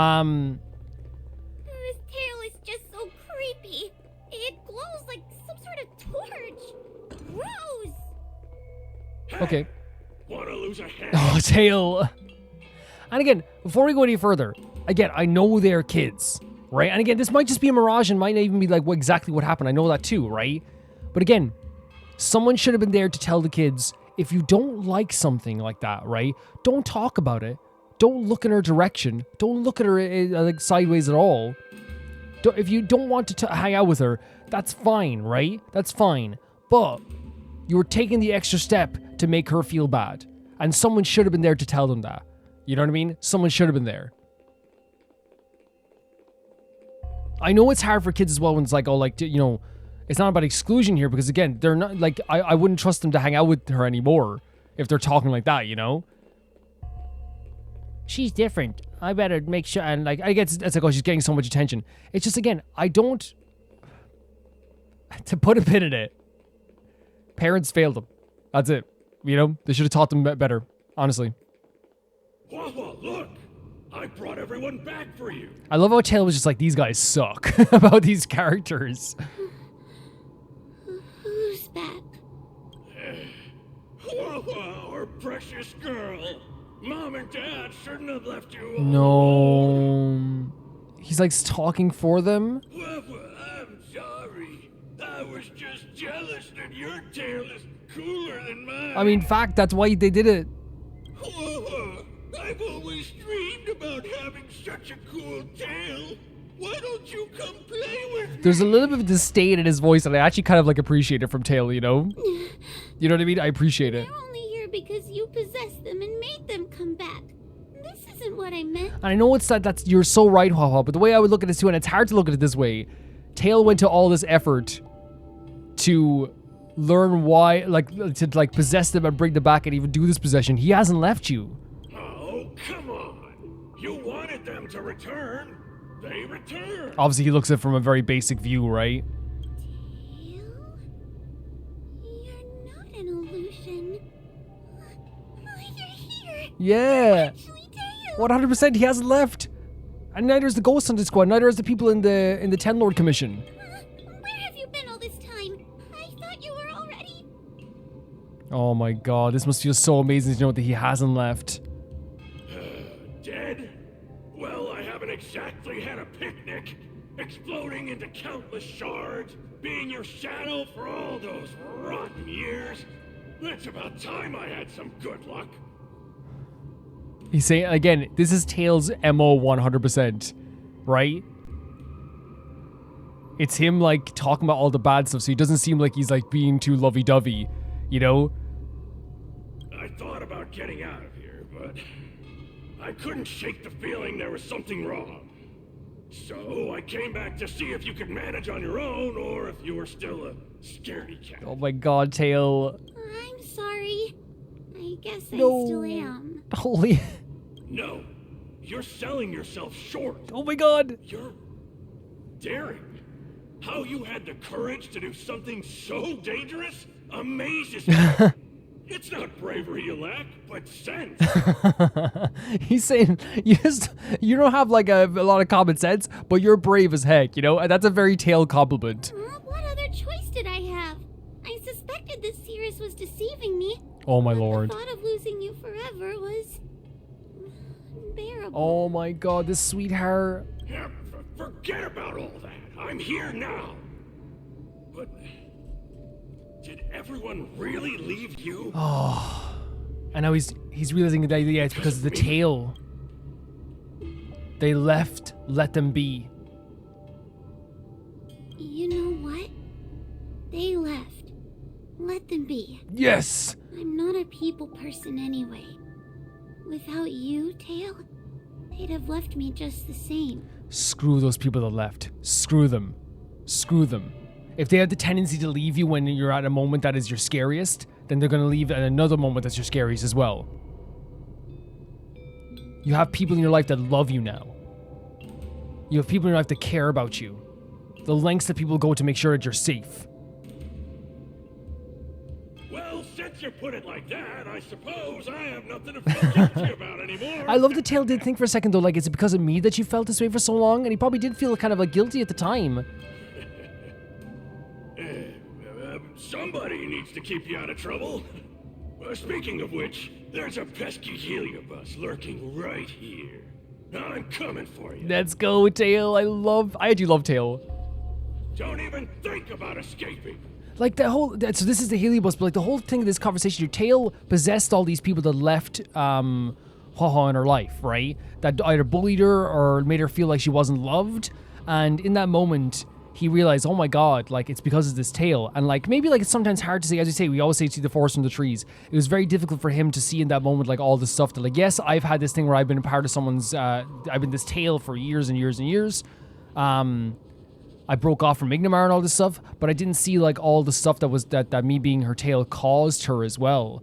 And again, it's not, again, I want to make clear, it's not his fault. It's not her fault. Anyone who's rude or horrible or you know, tries to justify why they're being rude to you or horrible like that as well is justifying it to themselves so they can feel better about being horrible. Always. The reason I'm being mean to you is because everyone gives you so much attention. Okay, that's horrible. The reason I'm being mean to you is because you kind of scare me. Okay, things are scary in life. Ask her what the tale is about. And again, it's a failure of a parent with the kids. Because straight away, a parent just say, well, why don't you ask her, like, about the ask her about the tail? Like, oh, like, that looks cool. Your tail is really sparkly and nice. You know, like, where'd you get this? You know what I mean? Like, it's different from mine. You know what I mean? Like, you know, that would be what you would say. And with the other kid who's like, I'm jealous. It's like, just because she gets all the attention because of her tail doesn't mean you're any less special either. It's not about just always getting attention. It's about just being yourself and being strong with yourself. But instead, whoever taught them what they were as kids and taught them as kids, just let them obviously be rude. Because if they're like this in one place, they're like this in another place too. 110%. With her mother was set up to leave her at any moment. I do not care. If you, in this moment here, if I find out that one of my family members had a possessed tail, I don't care. You're still my family member. I still love you. You know? Especially your daughter, right? If she was going to leave her in this moment, then she was just setting herself up for an even bigger moment to leave her in the future. 100%. And I love that in the end, what we realize here is that Tail came back, realized all this stuff, possessed him, and was like, these guys suck. I love that. He's like, these guys suck. You know, and like, that's such a beautiful moment, because then he's like, Tail, like, he's like, I'm coming back to you because to see if you needed help, you're a crybaby or not. And then Huohuo goes like, I guess I am. He's like, no, you're not. Look at all the stuff you've done. Like, you literally like went to find me on your own. It wasn't very smart, but I love it. Like, it shows how brave you are. And like, I feel like this is the most connected they've ever been. It's really beautiful. Honestly, I love their relationship in a way. It's such an interesting relationship. And I think as well as one of those things where it's like, it's not perfect in any way in terms of like how their, you know, their interactions are and stuff like this, but that's the whole point. The whole point is again, it's as I said, the Angelica and the babies thing, where it's, I can make fun of Huohuo. You can't make fun of Huohuo. You know? Don't get cocky. Wheel of Karma. Subdue. Engage. Nothing major. 12 attacks McGraw over here. Lend me your strength. Eternal sleep. The dead return. Yeah, we didn't even use her power there. Such a beautiful moment. Get in the gourd. You get in that gourd right now. Never leave that gourd. Lovely stuff. We're getting a lot of items for this too, right? Which is really cool. You're awake. Seems like Tails' operation was a success. And look how happy everyone is to see you as well, Huohuo. Look how happy everyone is. Madame Mahanya, Miss Gui, Sushang, and Miss Trailblazer.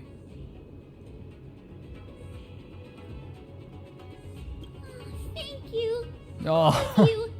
Are you the ones who brought Tail back? Like legitimately, like when you're, especially when you feel like people are leaving you constantly, and you feel like maybe you don't have that worth, and people don't see a worth in you.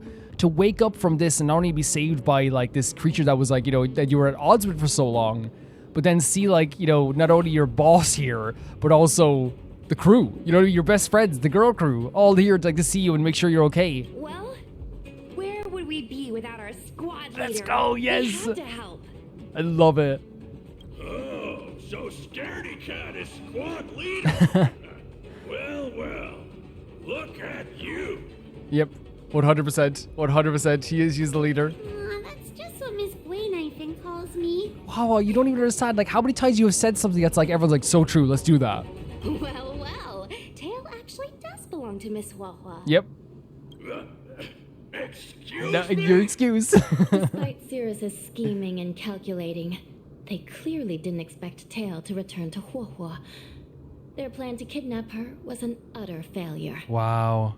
If they saw Huohuo as she is now, it would break their will. It would definitely make them feel less confident, right? For sure. Madam Hanya, urgent news from Fixtral Garden. The subdued Heliobi are stirring Oh no. again. Cirrus may not know the location of Tail, but they still figured out a way to divert everyone's attention. Yes, so they're planning something. This was definitely Cirrus's ruse to divert attention. Cirrus may come across as hot-headed and impulsive, but under the surface, they are actually full of guile. No wonder they like to use analogies such as pawns and chess to describe people. One momentary lapse of concentration, and suddenly we find ourselves backed into a corner. Honestly, yeah.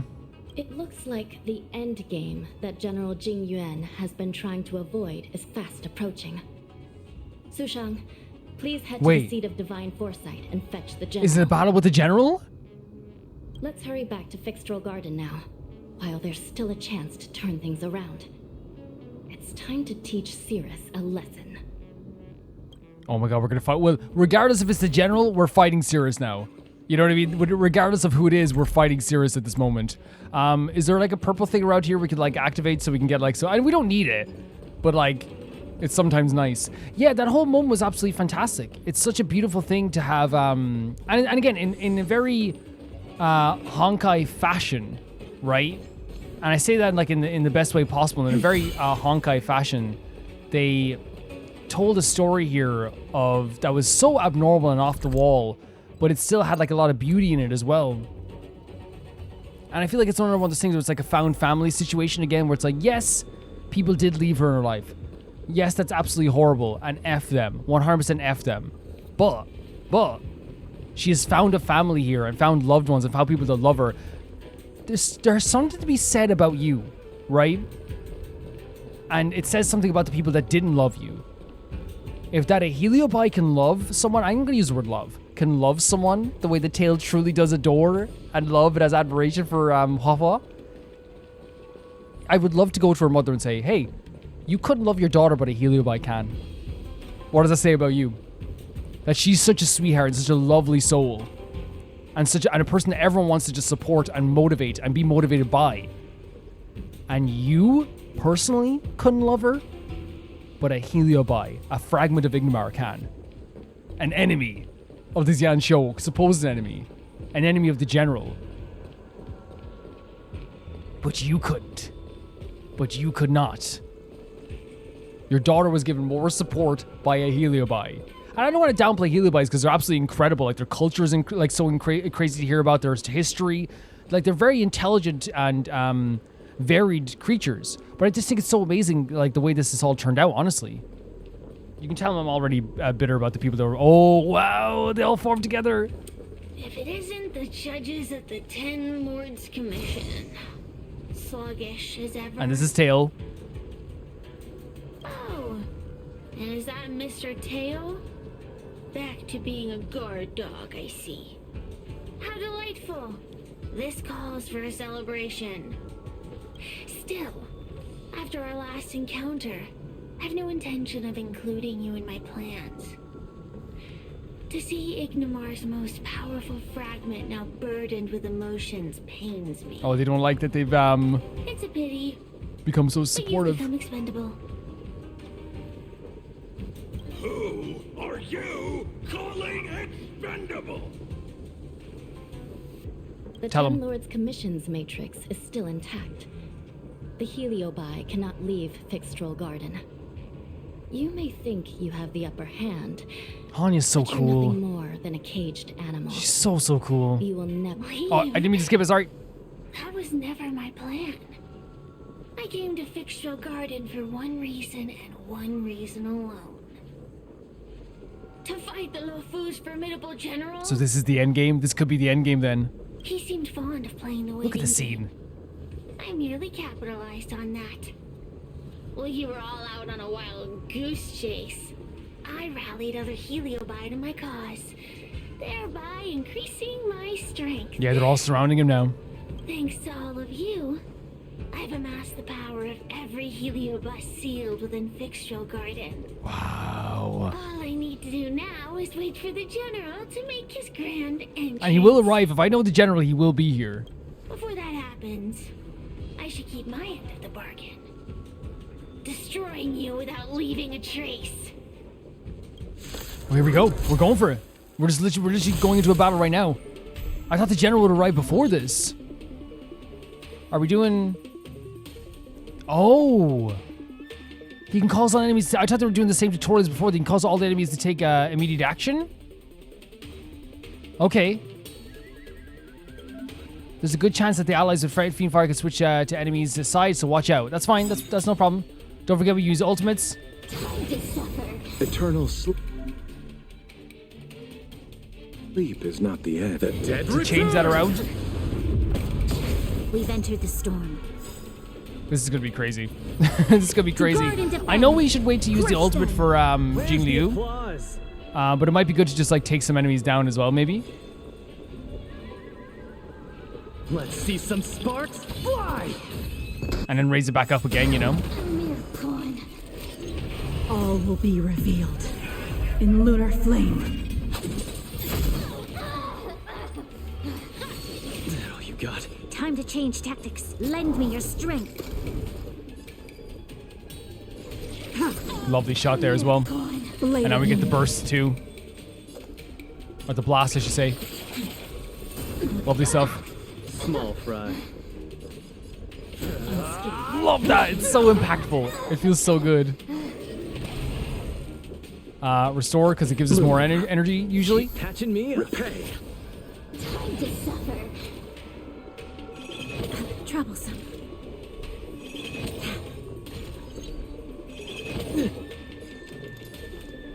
Lend me your strength. Oh. Wait, what? Do not concern yourself with the outcome. Do we have to do it in certain... They keep on coming back for more. What should we do, Tail? What was that? What happened there? Take it easy, kid. Heliobi might lack physical form, but they're not impervious to physical attacks. Cirrus is merely putting on a brave face. The moment they sense even a hint of defeat, it's over. They'll break into pieces, regardless of how powerful. So they'll separate again like they did with Ignimar? So, just like what happened to Ignimar, once a heliobus realizes they're going to lose, they'll shatter? Exactly. And if there's anyone who can cause Cirrus Oh my shatter, god! that's Sushang and the General for sure. For sure. So, General. He's so excited. You finally decided to show up. Ready to face the music? Of course he would show up. It's for this Yan show. He would do anything. Defeat my army and I'll give you the rematch you seek. My words hold true. He has a deeper tone this time though, because he knows it's more serious, right?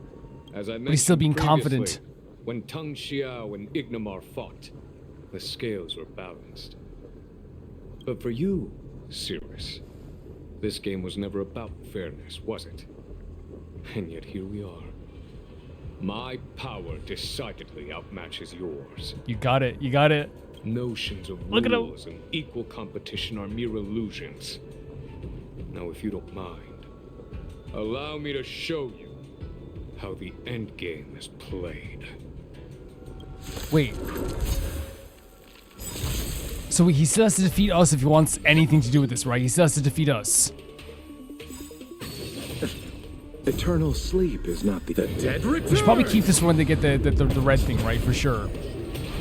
I think so. Tactics. Lend me your strength. But if you can defeat them before that, it's fine too. The General as well, by the way. There's something so special about in the back of my mind now, I see Sushang running and being like, General, you gotta help. And the General calming her down and being like, look, it's okay, we got this. And then walking slowly up to this, you know?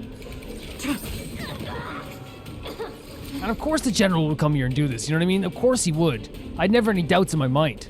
Don't get cocky. Not one doubt in my mind whatsoever. Receive divinity. Repay. Time to suffer. The music's really good too, isn't it?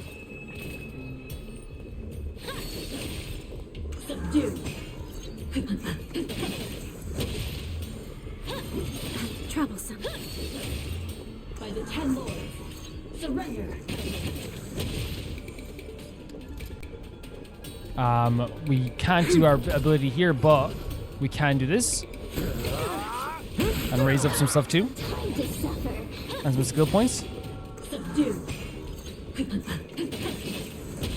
Jesus Christ. You chose the wrong enemy. Bloom. Your Get assistance some healing in there too. is timely. Eternal sleep is not the end. The dead return! Where's the applause? Where are we going for? We can do this as well. I guess we'll go for you. Let's see some sparks fly! So sick. It feels so good when we do that. To guard and defend. Crush them. Boost some stats. Tedious. Destroy them as well. I know the more enemies are going to come in as well, so there we go. Thank you so much. Be revealed. Fantastic. Honestly, great. In lunar flame. Love this move.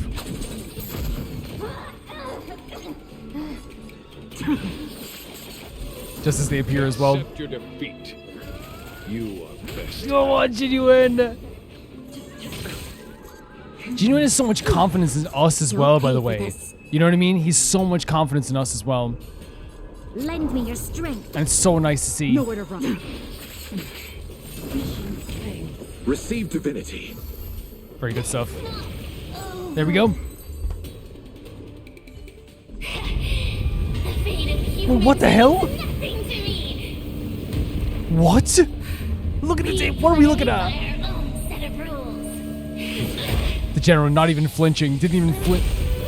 No freaking way. The fear in their eyes. Look how small you are even compared to even when you grew bigger. Checkmate. No way. you might be like one of the coolest people ever. And I think it's just like even like it's not like a traditional cool. It's just like, man, like that's our guy. You know what I mean? Like he believes in us. He has a heavy job to do. I support him. You know what I mean? But that's so cool. Like he made himself feel bigger than he was, because that's one of the biggest things. It's like, you know, the power imbalances, right? And then the general instantly showed him like, look how big I can get as well. Look how powerful I am. And then even in that moment, what a way to show that power imbalance by not even destroying him, just like putting the two fingers to his head and saying checkmate. Good. Holy hell, what a moment. I am no Ignimor. I'm nothing.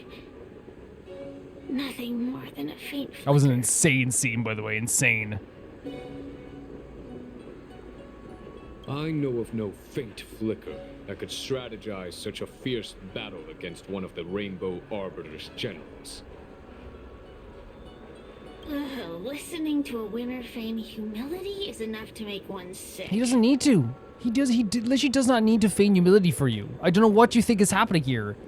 He doesn't need to. The Heliobi may reflect our desires, but their fervent blaze is undeniably awe-inspiring.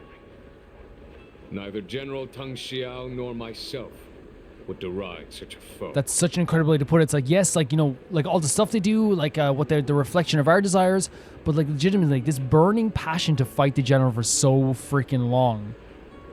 How can you not in some weird way admire like that passion? And we talk about that all the time, like, you know, with I talked about last week, you know, trying to find something that like is admirable about every single villain, right? And even, I want to make it clear, you don't have to. But it's just something that like I used to have like as a thing in like even like school, like our teacher would make us do it. Like, you know, when we're doing stories, find something admirable about the villain that you don't like. In this sense, like that burning passion, and while it could seem very silly, it's like for someone to hold that within them to the point that they still, and again, I want to make it clear, this isn't me saying like, wow, what an amazing guy. I'm just saying like, it's pretty freaking crazy. I have been bested. You know? It's pretty crazy. I only sought to lock horns with you regardless of victory or defeat. Next? But you know what I'm saying? I hope it doesn't make it sound like I'm like, wow, I admire them so much. But I'm saying like, it's like, that part about them, I understand what the general is saying, where he's like, that's crazy that you have this passion. You know what I mean? It's crazy. Next is eternal punishment. Yep, 100%. For an inextinguishable flame such as yourself, I see no punishment more fitting than to see you confined to a vacant abyss. People almost died today. Forever lamenting your past transgressions. Like, as much as like a Heliobire, one of the most interesting things ever, like, if Yanqing was any weaker, there's a lot, Sushang could have been gone today. You know? Such is the fate that awaits you, Cirrus. And there it is, the general mode as well. It's like, he's like, I can appreciate the fire in your heart, but we gotta be honest. So be it. Mountains will crumble, oceans will evaporate, but the Heliobi will always be there, patiently waiting for their day of freedom. And that day will come. As long as the generals of the Xianzhou live, my battle against them will continue. Until the stars themselves burn out.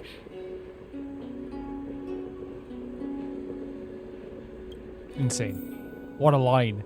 You know what I mean? What a freaking line. Optional talk to Jin Yuan. Are you kidding me? I guess since it's optional, we probably don't have to, which is unfortunate. But yeah, like, we'll move on. We don't have to talk. Wait, are you kidding me? Are you kidding me? Optional? Cirrus's will to fight has been shattered. It can no longer pose a threat. Considering that everything here is now under control, I'll take my lead. You see the way he gets a little bit more serious when it is more serious. My master stroke wasn't that bad after all? Not at all. You have been of great assistance these past days. And for that, I express my gratitude. No problem. But the heliobus we dealt with will not be easily dismissed. Given sufficient time, and regardless of how slim the odds are, they will someday break the seal that binds them. However, that concern will fall to the generals of the future. Yeah, honestly, just like it did fall to you. It did fall to you as well. One cannot help but wonder how many Luofu generals this fragment of Ignimar will face in times to come.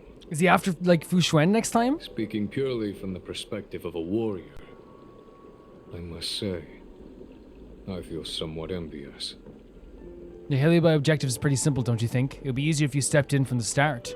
I don't want to say this as well because it's very clear he had a lot of faith in us as well. It's very clear. That it may be, but they cause no shortage of trouble. Perhaps I could glean some wisdom from the Xianzhou Juming. This excursion was not an official matter. I didn't report it to the counselors. Okay. What remains of it will be left to the Ten Lords Commission. And once matters have concluded, I believe everyone present will be duly rewarded. 100%. And as for you and the young Miss Guinaifen, rest assured you won't be short. Payment? You see, helping the general of the Luofu does have its perks. It's time I took That was my a leave. tired sigh. Farewell. I think him having a chuckle and a tired sigh represents him so much. A tired and a chuckle sigh. Sorry, it's not what a chuckle sigh. A chuckle and a tired sigh. A chuckle sigh. I think that does like represent the general in such a perfect way, right? The general is someone who has a heavy task that he must accomplish all the time, and we know this. Consistently has a heavy task that he must accomplish. And one thing about this general is that like you learn more as you're going through the Xian show. He's not a hands-off type of guy. He's never been a hands-off type of general. In fact, like he's constantly helping stuff on the ground floor where he needs to as well, and he knows that if people ask for help, he will help them, right? He is like that. And in this sense as well, like it's one of those things where like here, every single time that we called for help, he took time out of his day and came to help us. Because he knows that it's the Xian show that would be in trouble. And he knows that's his duty. And when I say like, the chuckle, it's him trying to always like, be that forward-facing figure. Haha, yes. And then the, it's like, I'm tired. Man, I'm effing tired. Because that's who he is as a person. It's always been who he is. It's someone who is tired, is upset, is in a lot of ways holding down a lot of emotions. And has to carry the weight of the Xian show on his shoulders, and I love that he has faith in so many people around him. It's also like, you know, the thing there as well with like how interesting it is that like they're talking about how it's going to be basically passed on to Fu Xuan. Fu Xuan is now going to be the one who has to take on the Heliobus of the future. Very, very interesting, you know. And there's someone, as we all say, there's such a theme of people being like the problems being passed down to generation to generation, and we saw that with like in all the Xian show. And I feel like if you could describe both, you know, and I think you can see it in Balebog as well with the dead as well, you know. I would say that for me, the theme of Balebog is healing wounds when it comes to the underworld and the overworld. That's the way I would look at it. And the theme of the Xian show so far has been festering wounds, getting deeper. I know that sounds maybe weird to say, but it feels like there is like a feeling of like that there's a lot of wounds that will never close in the Xian show. And there's a lot of things that will never truly, like, even, and I know on Balebog as well, you can say the scars will always be there, 100%. Those wounds are clear, but the scars are always going to be there, 100%. But it really feels like the wounds will never close here fully in the Xian show. When it comes to the stuff that's happened in the past, it's always going to be constantly creeping up on them, no matter what. At least that's the way I look at it anyway. Let's talk Tanya. You're here. I've just finished reinscribing the seal on Huohuo's tail. Next, it's time to address the matter of Cirrus. So Mr. Tail chose to be sealed once again? What are you? This is between me and the Ten Lords Commission. Don't worry about it, I don't mind. I don't care. According to the 10 Lords, Tail must be supervised by a judge. I'll make sure to Let's take good care go. of Mr. Tail. Of course you will. Of course you will. I know you will. Let's see who takes care of who.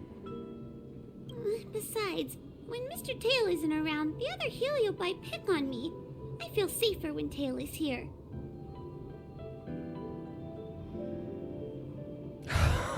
I'm dying. That is so sweet. She feels safer just when Tail's here because the other Heliobi suck. Other Heliobi? I'm the only Heliobus you I'm telling you, that's what it is. He's literally saying, like, again, the Angelica thing. 100%. 100%. I can make fun of the babies. You're not making fun of the babies. Well then, I will take care of the Cirrus situation. As for what gets written in the Luofu's ghostly grove, I'll leave that up to you. One more thing. Don't forget to seal the Heliobi within the evil binding matrix. No problem. No problem whatsoever. Yes, ma'am. She seems more confident with Tailback, right? I feel like it's the time away that probably was very important for them, right? Where yes, it was very sad to like, and she was getting kind of like and I never want to say like just because you were getting insulted that's why you're stronger now. But I think it takes time away for both of them to realize like what was special between them. And also at the same time, it's like also what like how can you be strong on your own? Which like Tail said it. You're so brave. You're so brave. And now we can see that in Huohuo. I think there's going to be more mutual respect between them even than there was before. You know? I think it's so cool. And we saw that there as well. Such a beautiful interaction. She's like, they pick on me. Will you help me out? You know? What the hell's that? What are we doing now? Is this another side quest? What the hell's happening with this place? Expel evil. And there we go. I wrote to my mom about the recent monster slaying and demon fighting stuff I've been doing. She sounds so excited. I love Sushang so much. I honestly do. One of my I feel like at the end of every region, I might do a community post of my top 10 favorite characters if you guys are interested in that. Just like my top 10 favorite characters every time we leave a region or a planet. Would that be fun? I don't know. What did you tell her? I told her I went toe-to-toe with the sword-fighting prodigy You did? Yanqing. In a way? And held my own against fragments of Ignomar. But all she did was scold me for getting into trouble. Do you think she was being sarcastic? Perhaps she's worried you're neglecting your duties. I'm not gonna say any of these. Let's pretend I didn't say any of this stuff. Because I like, you know what I mean? What could be more important than protecting the I agree. Show from the threat of Heliobi? I adore this gal so much. I really do. Quit worrying, Sushang. You've been an awesome squad member. Yeah. And a very talented sleepyhead. Talented all over. Now, let's think about what to publish on Ghostly Grove. This is huge news. This post will definitely boost our following. Always on the hunt for more. Their friendship is so funny as well, by the way. I think I could watch a full TV show about them. Could you imagine like on like a streaming service, right? By the way, like having like 10 episodes a season, just a really funny show between these two gals going ghost hunting. I think it would be perfect. Right? It'd be perfect. It's called professionalism, all right? I'm counting on you. So here we go. Oh, not this picture. Oh, no mushrooms? I love that, like, they're shamelessly being like, yeah, we clickbait. Work tortures her. You see how this young girl broke? Okay. You know what I mean? Like, I love it. They're not ashamed to say we clickbait. Hunting squad can now rest easy for a while. No! Speaking as a judge of the Ten Lords Commission, I must thank you all for the dedication you've shown these past few days. You really minimized the impact of the Heliobi crisis. I don't even want this to end. There may have been a few Heliobi that slipped through the net, but they are of no major concern. Yeah, 100%. Like, I don't want this to end at all. Leave them to us. I don't want to brag, but our articles on Ghostly Grove are the talk of the town. If we suddenly stopped uploading, it'd be pretty unfair to our audience. Sure, 100%. Miss Gwei. You got to make a living somehow. Gotta get the views. Please let little Gwei carry on uploading. I can't fall asleep without browsing Ghostly Grove before bed. So sweet. Like, everyone has those little rituals, right? You seem pretty set on this, so I won't stand in your way. However, bear in mind that... Don't worry. We promise not to make your job any harder than it already is. Right. And that's what Hanya's worried about. Let's sync up our intel as per usual. And there we go. Another message. The General's Lightning Lord is so cool, so cool, so cool. This is my first time seeing it. That's so awesome that they're like, we're all like, you know, finding out about this afterwards. So cool every time. We've seen it as well, yeah. Right. And it would be a sight to behold, right? It would be. Let's get back to topic. Well, congrats on Huohuo for getting your tail back. Yeah, who would have thought that the tail was with Hanya? I heard it took tail a long time to recover. Must have been tough. Hold on, something just crossed my mind. Are you planning to take a photo of tail? Wait, how did you know? Well, don't push yourself, Huohuo. Feel free to speak up if you disagree. Thank you, Cell. 100%. Well, if Mr. Taylor isn't interested, that's fine. We have plenty of other topics to discuss. First things first, let's check out our official account now. Okay, the actual Trailblaze. I was actually questioned there for a second. The Trailblaze mission is how was on the Astral Express, but the actual Trailblazing mission is over for that. But now it's the actual event part of it as well. If you want to do the rest of it as well. Do you remember me? It's the Heliobus who disguised the Wenyuan's wife. The healers from the Alchemy Commission came and took me away. Wait, what? Wait, what? What happened there?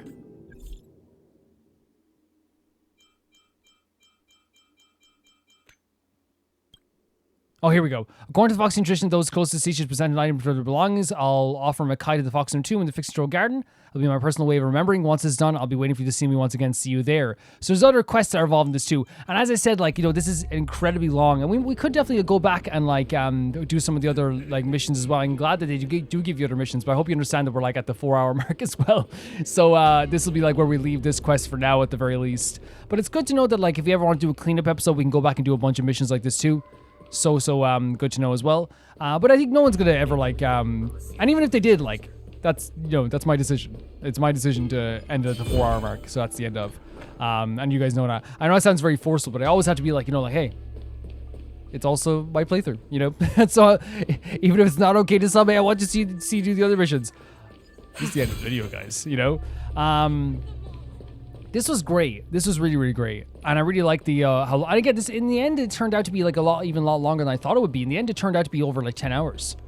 Like this turned out to be for me, about an 11-hour quest, which is crazy. You know what I mean? Like that's like, the size of that's bigger than some like full Archon quests, right? I would say that's bigger than the, in terms of length, probably bigger than, actually, no, that's not true, because I was going to say it's bigger than the Sumeru Archon quest, but it's not technically bigger than the Sumeru Archon quest, because obviously the way I would go through the Sumeru Archon quest, like, with yapping all the time, it'd probably take, like, way longer, so, like, actually, in reality, it could be an 11-hour quest, but that would take me, like, 16 hours, so, like, that's not the same thing at all.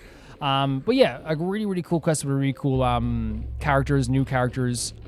I had, like, a lot of, fun with this, honestly, I really did. It was really, really cool.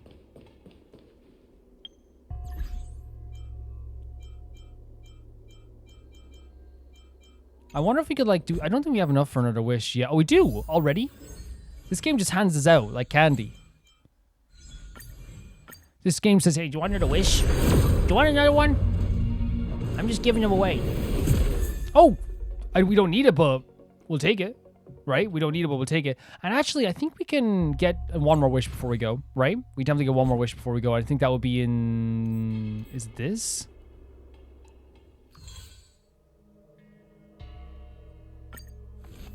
What is that? Oh, that's PlayStation Store stuff. I was like, what? We need to get to our... Oh, we almost got a wish in that too. It's not Travelogue. Where is it? Here? Yes. That's... we still have to fight a lot. It's not like in Genshin, I think it's a little bit... But again, we can just like level up a bit and then we'll be fine. You know what I mean? It's not that big of a deal. So I don't think we actually have enough to do another wish, which is fine. It's not a big deal.